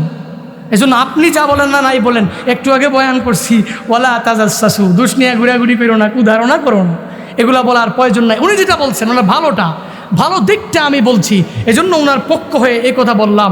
এদেশে ইসলাম থাকবে, ইসলাম ছিল, ইসলাম আছে ইনশাআল্লাহ। আল্লাহ পাক রব্বুল আলামিন আমাদের প্রত্যেককে ইসলামের লাইনে কবুল করুন, সকলে বলি আমিন। আরো জোরে বলি আমিন, আরো জোরে বলি আল্লাহুম্মা আমিন। 8, 9, 10 ডিসেম্বর চরমোনাইয়ের মাহফিল, আপনারা সবাই যাবেন তো ইনশাআল্লাহ? রুহানি ফায়েজু তাওয়াজ্জু বড়দের দরকার আছে না নাই? আমরাও আসবো ইনশাআল্লাহ, সাক্ষাৎ হবে চরমোনাইয়ের ময়দানে। যাবেন তো? যাবেন তো ইনশাআল্লাহ? যাবেন। ওখানে আপনাকে মুরিদ হওয়ার জন্য যাইতে বলা হয় না। ওই যে ভাইজান একটা বলছিলেন যে মুরিদ হওয়ার জন্য যাওয়া দরকার, তুমি যাও আত্মশুদ্ধির জন্য চরমোনাই যাইবা। ওখানে যে দেখো না নিজের জীবনটাকে একজন আল্লাহওয়ালার সুহবত নিয়ে চেঞ্জ করতে পারো কিনা। যুবকরা সুচ্চার থাকা লাগবে, যুবকরা ঠিক হওয়া লাগবে। আমাকে যুবকরা বলেছেন এই এলাকার মধ্যে তবলিকের ভালো মেহনত হয়, যুবকদের একটা টিম আছে, তারা বিভিন্ন মসজিদে যায়। যুবকরা গর্বের বিষয়, অহংকারের বিষয়, যুবকরা যেই যুবকরা তাস খেলবে, জুয়া, মদ, এগুলো খারাপ কাজে নিমজ্জিত থাকবে। ওই যুবকরা তাবলিগ করে, এজন্য যারা গিয়েছে তো গিয়েছে আলা আফজাল, তারা ভবিষ্যতে আরও যাবে। আমরাও যারা যুবক আছি এই কুটালীপাড়া, এই তারাশি, পবনার পার, আমরা যত মুসলমান আছি, যত যুবক আছি, প্রত্যেকটা যুবক চেষ্টা করব তবলিগের সময় লাগাবো, নিজের সময়গুলোকে, যাতে আমি অনেক খারাপ কাজে, শয়তানের কাজে যদি ব্যয় না করে পরিপূর্ণ আল্লাহওয়ালাদের সোহবতে থেকে থেকে আব্রারদের অন্তর্ভুক্ত হয়ে জান্নাতি হওয়ার জন্য, জাহান্নাম থেকে মুক্তি পাওয়ার জন্য সময়টা কাটাতে পারলেই যুবক আমার তোমার সবার জীবন ধন্য হয়ে যাবে। আল্লাহ পাক রব্বুল আলামিন আমাদের প্রত্যেককে কবুল করুন, সকলে বলি আমিন। আখিরি মুনাজাত দিয়ে দিব। দুই গ্রামের যুবকরা মিলে এই বিশাল আপনাদের জন্য ইসলামী মহাসম্মেলন সাজিয়েছেন। আপনারা এদের জন্য দোয়া করবেন না? দোয়া করবেন না? দোয়া করবেন, মুনাজাতে আপনাদের দোয়া করবেন যুবকদের জন্য, যাতে আল্লাহ তাআলা আরও অগ্রসর হওয়ার তৌফিক দেয়, আরও তারা কি দেয় বলে না আমিন। এরা অনেক কষ্ট করেছেন, যুবকরা এখন হুজুরদেরকে অনেক মহাব্বত করে, ইসলাম প্রেমী যুবকরা অনেক, ঠিক কি ঠিক না?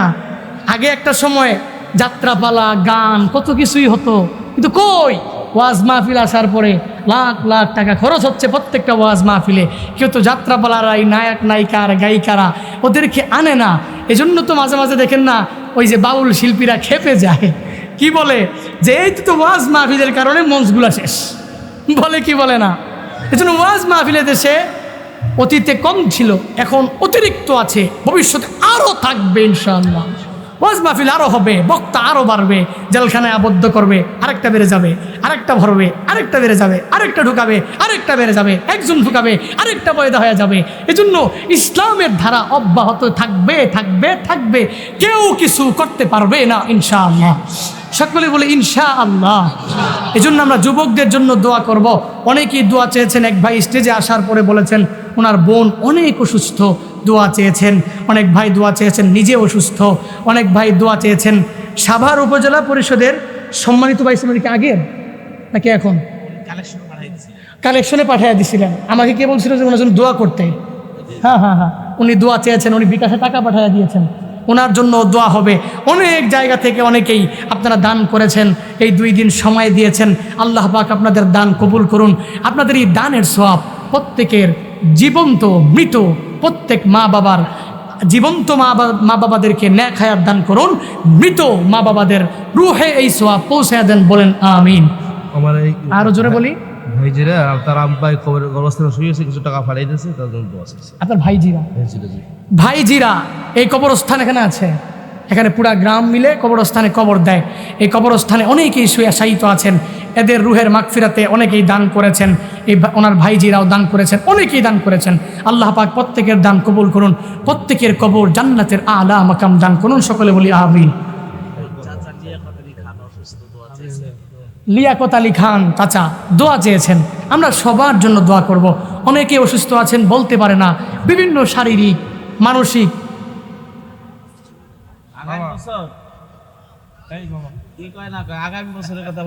না আগামী বছর যদি হয় ইনশাল্লাহ, যদি আসবো। ছোট মানুষ আগামী বছর দরকার আছে, হ্যাঁ আপনারাই লাগান। দেখেন আমরা গত বছর গতকালকে একটা কথা দিয়েছিলাম না, আমার বাবার জন্য দোয়া করবেন। বাবাদের দোয়া, এই যে উস্তাদদের আসাতে যায় কারামদের দোয়াই আল্লাহ এত অল্প বয়সে এত উঠাইছেন, এত সম্মান দিয়েছেন। আসলে মূলত আমি কিছুই না, সবাই বড়, আমি একদম ছোট মানুষ। আমি আগেই বলে দিয়েছি যে আল্লাহ ইজ মাই গার্ডিয়ান, আল্লাহ আমার গার্ডিয়ান, আল্লাহ অভিভাবক, আল্লাহ সব। আল্লাহ যা দিছে তৌফিক, আমি কিছু বলছি, যা পারছি বলছি। এই জন্য এটা নিয়ে আবার বদনাম সরাই না যে হুজুর কি কইছে না কইছে, যা পারছি কোরআন সুন্নাহ থেকে কিছু বলার চেষ্টা করছি। তো এই জন্য এই নিরেট সত্য একটা সঙ্গীত আমি গত বছর বলেছিলাম, সারা বাংলাদেশের প্রায় মানুষ যেখানে যায় তো হুজুর আপনার এই গজলটা শুনছিলাম, খুব ভালো লাগছে, নিরেট সত্য। আপনারা শুনবেন? এটা শেষ করেই মুনাজাত দিয়ে দেব, শুনবেন? সত্যের পক্ষে গান গাই বলে আমি বিদ্রোহী, সত্যের পথে ডাকি বলে আমি বিপ্লবী। সত্যের পক্ষে গান গাই বলে আমি বিদ্রোহী, সত্যের পথে ডাকি বলে আমি বিপ্লবী। কোরআনের কথা বলি তাই বলে আমাকে মৌলবাদী, জিহাদের কথা বলি তাই বলে আমাকে জঙ্গিবাদী। আমি বিদ্রোহী বিপ্লবী মৌলবাদী, কেন জঙ্গিবাদী? ঠিক কিনা? আমি বিদ্রোহী বিপ্লবী মৌলবাদী, কেন জঙ্গিবাদী? বিদ্রোহী বিপ্লবী মৌলবাদী, কেন জঙ্গিবাদী? ঠিক কিনা? জন্মের পরে কানে আজান কি দেয়নি? তুমি মৌলবাদী ছাড়া হওনি। জন্মের পরে কানে আজান কি দেয়নি? তুমি মৌলবাদী ছাড়া হওনি। আবার মরণের পরে জানাজা পড়াবে, মরণের পরে জানাজা পড়াবে, তখন কোথায় পালিয়ে যাবি? আমি বিদ্রোহী বিপ্লবী মৌলবাদী, কেন জঙ্গিবাদী? বিদ্রোহী বিপ্লবী মৌলবাদী, কেন জঙ্গিবাদী? কি মনে করে ওই হনুমান, দাড়ি টুপি দেখলেই তালেবান? আবার সিংহের চেয়েও বেশি ভয় পায়, সিংহের চেয়েও বেশি ভয় পায় মাথায় পাগড়ি দেখে যদি। আমি বিদ্রোহী বিপ্লবী মৌলবাদী, কেন জঙ্গিবাদী? বিদ্রোহী বিপ্লবী মৌলবাদী, আমি জঙ্গিবাদী। কেন বিদ্রোহী বিপ্লবী মৌলবাদী, আমি জঙ্গিবাদী। বেহায়া নারীর ওই কেমন কথা, বোরকার কথা বললে ওদের মাথা ব্যথা। আবার পর্দার কথা যখন বলি, বোরকার কথা যখন বলি, তখন হয় আমি ফতুয়াবাদী। আমি বিদ্রোহী বিপ্লবী ফতুয়াবাদী, কেন জঙ্গিবাদী? বিদ্রোহী বিপ্লবী মৌলবাদী, কেন জঙ্গিবাদী? বিদ্রোহী বিপ্লবী মৌলবাদী, কেন জঙ্গিবাদী? ঠিক কিনা? এজন্য উলামায়ে কেরামকে আমরা মুহাব্বত করব, ভালোবাসবো। যুবকদের কথা শুনে গাইলাম, যুবকরা তো আর হাদিয়া মাদিয়া দেয় না। আগে বলা উচিত ছিল যে হাদিয়া দিলে গাইব। এই যে কষ্ট করলাম, এটা এক্সট্রা, এটা ফাও। এতক্ষণ মুনাজাত শেষ হয়ে যাইত, তারপর দেখা যাবে। মজা লাগছে না? ভবিষ্যতে ইনশাআল্লাহ, আল্লাহ বাঁচায় রাখলে ভবিষ্যতে। না, রাত হয়ে গেছে, অনেক রাত হয়ে গেছে। না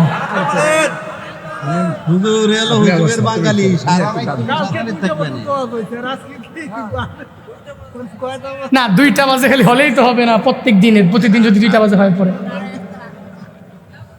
আরে আমার গাওয়ার মতো আর কি আছে, সব গায়ে ফেলছি। আচ্ছা আচ্ছা, এমন এগুলো এমন গজল, গরম গজল। গরম গজলে তো মুনাজাত হবে না, মুনাজাত হবে নরম দিয়া। হ্যাঁ, আমরা দুরুদে ইব্রাহিম পড়ব, সূরা ফাতিহা ইখলাস পড়ে তার মুনাজাতে ঢুকি। ভবিষ্যতে ইনশাআল্লাহ, ভবিষ্যতে ইনশাআল্লাহ। আমার গলা তো শেষ।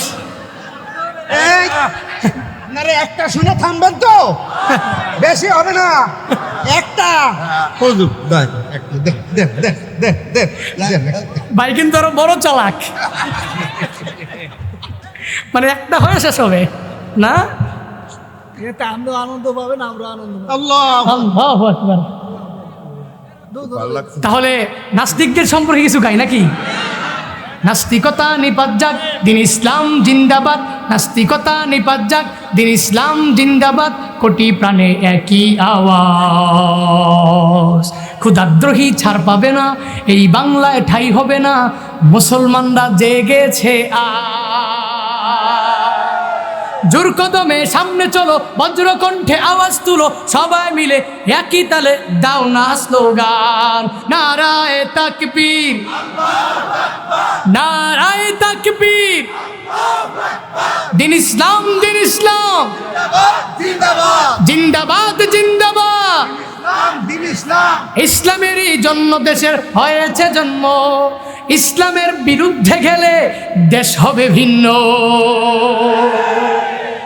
ঠিক আছে, তো আসতে কে আরো জোরে। ইসলামেরই জন্য দেশের হয়েছে জন্ম, ইসলামের বিরুদ্ধে গেলে দেশ হবে ভিন্ন। ইসলামের বিরুদ্ধে যারা নিয়েছে অবস্থান, এই বাংলায় ঠাই হবে না, যাও হিন্দুস্তান। জোর কদমে সামনে চলো, বজ্রকণ্ঠে আওয়াজ তুলো, সবাই মিলে একই তালে দাও না স্লোগান। নারায়ে তাকবীর, নারায়ে তাকবীর, দিন ইসলাম, দিন ইসলাম, জিন্দাবাদ জিন্দাবাদ। আল কোরআনের আলো, আল হাদিসের আলো। আলহামদুলিল্লাহ রাব্বিল আলামিন, ওয়াসসালাতু ওয়াসসালামু আলা রাসূলিহিল কারীম। আল্লাহুম্মা সাল্লি আলা মুহাম্মাদিন ওয়া আলা আলি মুহাম্মাদ কামা সাল্লাইতা আলা ইব্রাহিম ওয়া আলা আলি ইব্রাহিম ইন্নাকা হামিদুম মাজিদ। আল্লাহুম্মা বারিক আলা মুহাম্মাদিন ওয়া আলা আলি মুহাম্মাদ কামা বারাকতা আলা ইব্রাহিম ওয়া আলা আলি ইব্রাহিম ইন্নাকা হামিদুম মাজিদ। আলহামদুলিল্লাহি রাব্বিল আলামিন, والصلاة والسلام على سيد الأنبياء والمرسلين وعلى آله وأصحابه أجمعين يا أرحم الراحمين يا أرحم الراحمين يا أرحم الراحمين اللهم اجعلني صبورا واجعلني شكورا واجعلني في عيني صغيرا وفي أعين الناس كبيرا اللهم اجعلنا من المستجابين للدعوات اللهم إنا نعوذ بك من زوال نعمتك اللهم إنا نسألك الجنة ونعوذ بك من النار اللهم أجرنا من النار اللهم أجرنا من النار اللهم أجرنا من النار اللهم إنا نعوذ بك من زوال نعمتك وتحول عافيتك وفجاءة نقمتك وجميع سخطك يا رب العالمين اللهم إني أعوذ بك من البرص والجنون والجذام وسيء الأسقام اللهم إنا نعوذ بك من زوال نعمتك اللهم اغفر لحينا وميتنا وشاهدنا وغائبنا وصغيرنا وكبيرنا وذكرنا وأنثانا اللهم من أحييته منا فأحيه على الإسلام ومن توفيته منا فتوفه على الإيمان اللهم نور قلوبنا بنور الإيمان ونور قلوبنا بنور الإسلام ونور قلوبنا بنور معرفتك اللهم طهر قلوبنا عن غيرك رب ارحمهما كما ربياني صغيرا رب ارحمهما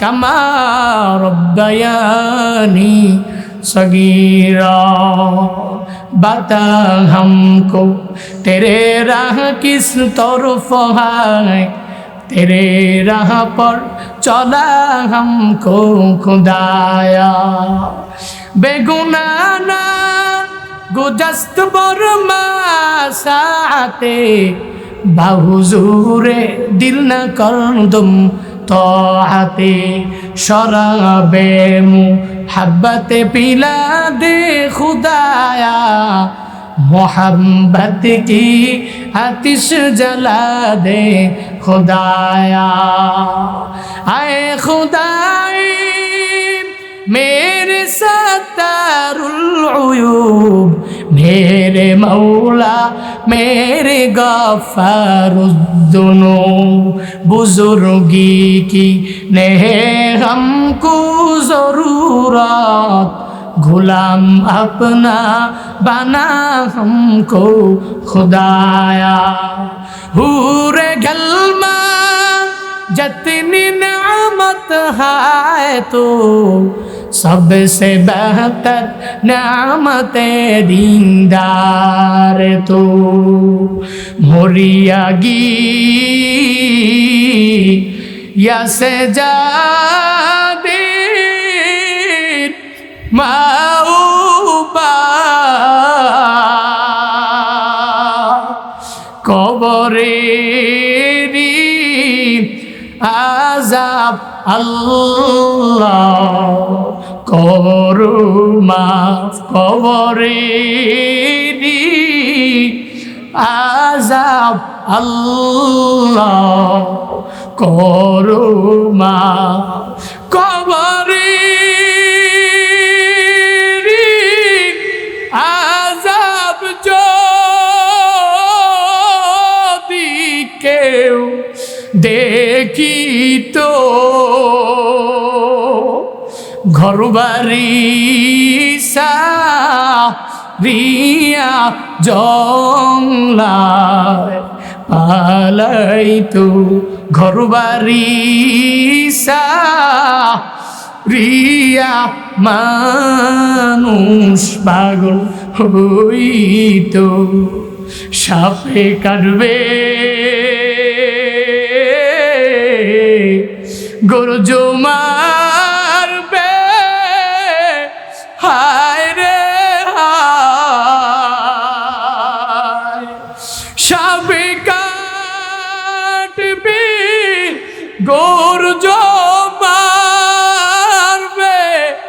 হায় রে হায় ওই কবরে নামাজ ছাড়া উপায় নাই ওই কবরে নেক আমল সারা উপায় নাই ওই কবরে জিকির সারা উপায় নাই ওরে দয়ার মালিক কুদরতের নজর দিয়া তাকায়া দেখেন আল্লাহ আয় আল্লাহ গভীর রাত আপনার কতগুলো আশিকিন জাকিরিন শাকিরিন বান্দা আয় আল্লাহ নিজের পকেটের টাকা খরচ করে আয় আল্লাহ মিষ্টির জন্য জিলাপির জন্য তাবারুকের জন্য আসে নাই আয় আল্লাহ 2টি দিন গভীর রাত বয়ান শোনার জন্য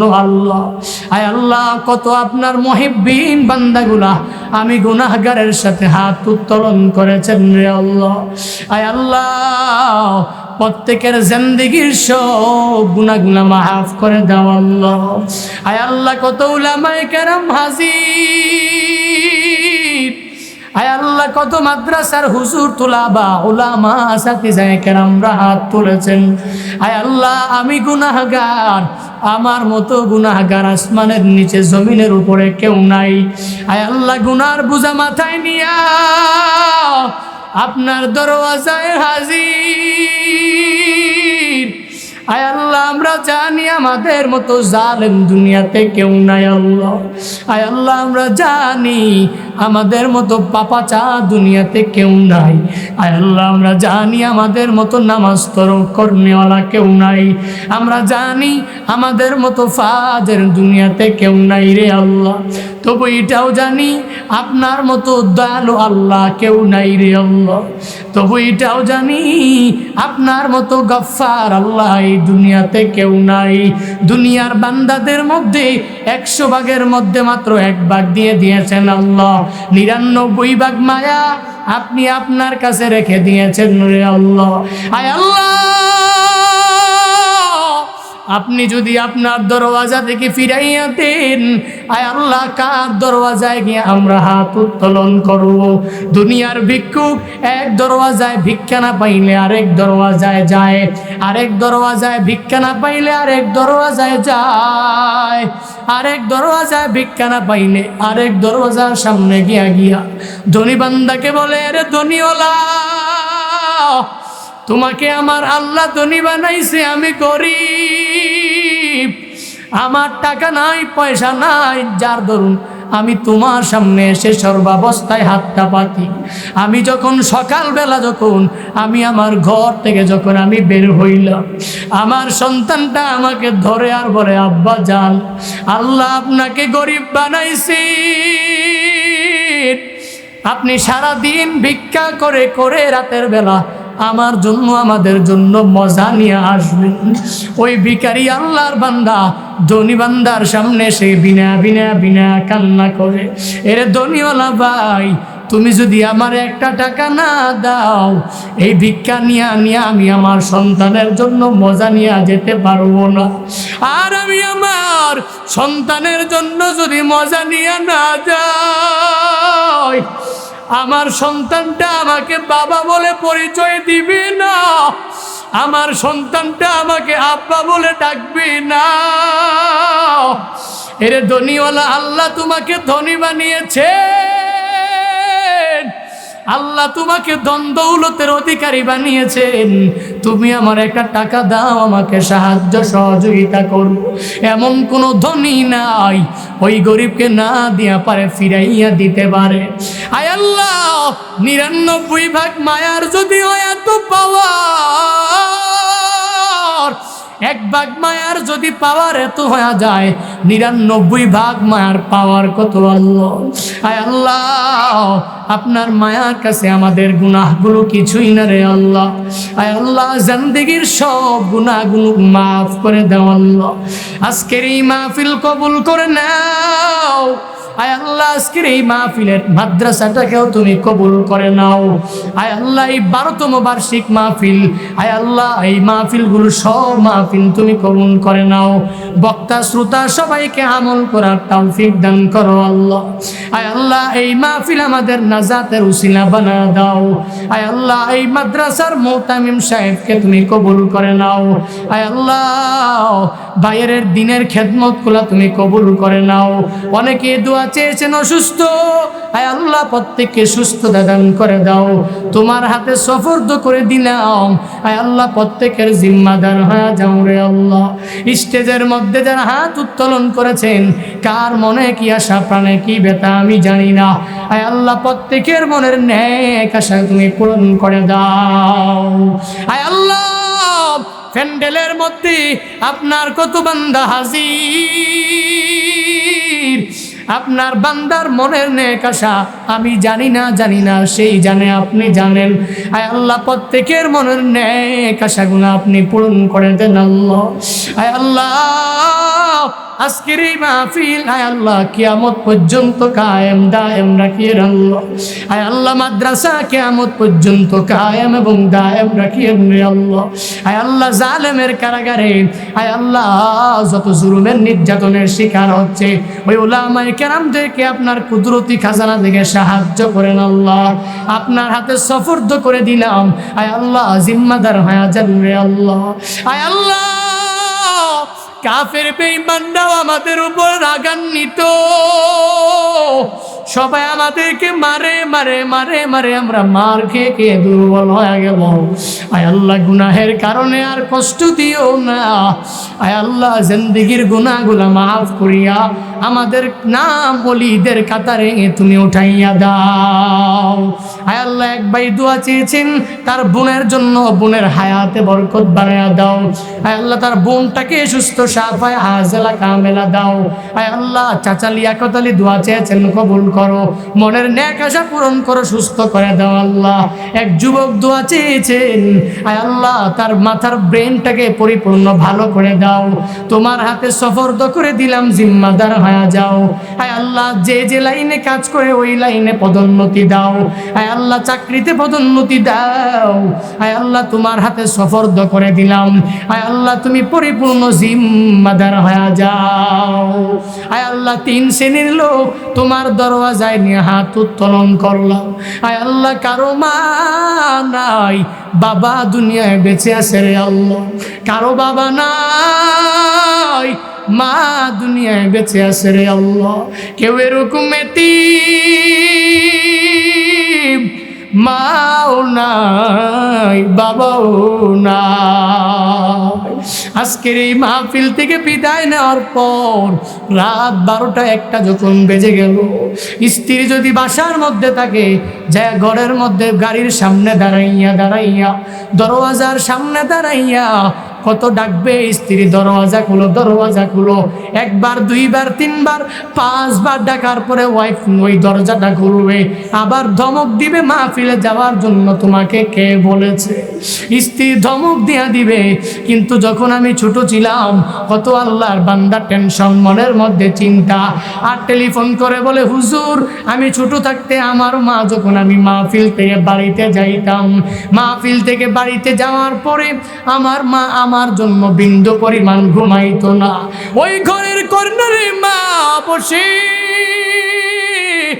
আমার মা আমার জন্য অপেক্ষা করতো, আমার সন্তান কখন আসবে, আমি আমার সন্তানটাকে নিয়ে, আমার জাদুকে নিয়ে আমি একসাথে খাটের মধ্যে ঘুমাবো। এরে বান্দা, আজকে যার মা নাই সেই বুঝে মায়ের কত দাম, কত দাম। আমি বুঝি মায়ের কত দাম, আমি বুঝি বাবার কত দাম। এরে বান্দা, ভালো করে মনোযোগ দিয়া শোনো। এই যে ছোট্ট বয়সে সারা বাংলাদেশে ভ্রমণ করি, আল্লাহ সম্মান দিয়েছেন, আল্লাহ ইজ্জত দিয়েছেন। রাত 2টা 3টা বাজে আমি আমার বাসায় যখন ফিরে যাই, আমি আমার মাকে যাই যখন একবার ডাক দিই, মা তুমি কি সজাগ আছো? আমার মা দরওয়াজাটা খুলে আমার কপালে চুমু খায় আর বলে, বাবা তুমি এত রাত পর্যন্ত মাহফিল থেকে এসো, বাবা তুমি ঠিক মতন সহি সালামতে এসেছো কিনা? আমি বলি, মা এসেছি, আপনার দুয়ার বরকতে আমি আসতে পেরেছি। আমি মাকে একদিন প্রশ্ন করলাম, মা তুমি ঘুমাও না, ঘুমাও না, তোমার চোখে কি ঘুম নাই?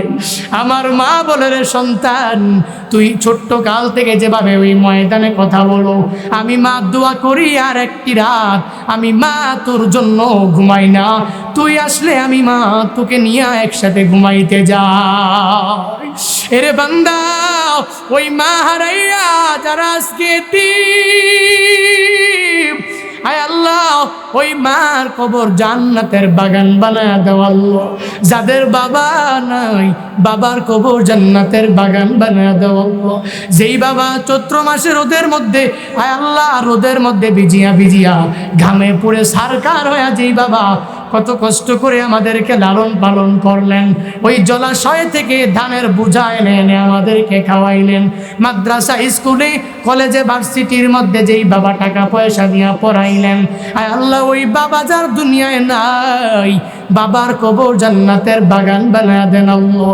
আমাদের যাদের আব্বা আম্মা বেঁচে আছেন, আব্বা আম্মার দোয়া নিয়ে চলার তৌফিক দান করেন আল্লাহ। আয় আল্লাহ মা বাবার চেহারার দিকে তাকাইয়া তাকাইয়া কবুলিয়াত হজ এবং উমরা কামাই করার তৌফিক দান করেন। রব্বানা তাকাব্বাল মিন্না ইন্নাকা আনতাস সামিউল আলিম ওয়া তুব আলাইনা ইয়া মাওলানা ইন্নাকা আনতাত তাওয়াবুর রহিম। সুবহানাল্লাহি ওয়া বিহামদিহি সুবহানাল্লাহিল আযীম সুবহানাল্লাহি ওয়া বিহামদিহি সুবহানাল্লাহিল আযীম সুবহানাকা আল্লাহুম্মা ওয়া বিহামদিকা আশহাদু আল লা ইলাহা ইল্লা আনতা আস্তাগফিরুকা ওয়া আতুবু ইলাইক ওয়া সাল্লাল্লাহু তাআলা আলা খায়রি খালকিহি ওয়া আলা আলিহি ওয়া আসহাবিহি আজমাইন আমিন আমিন আমিন ওয়ারহামনা মা'আহুম বিরহমাতিকা ইয়া আরহামার রাহিমিন।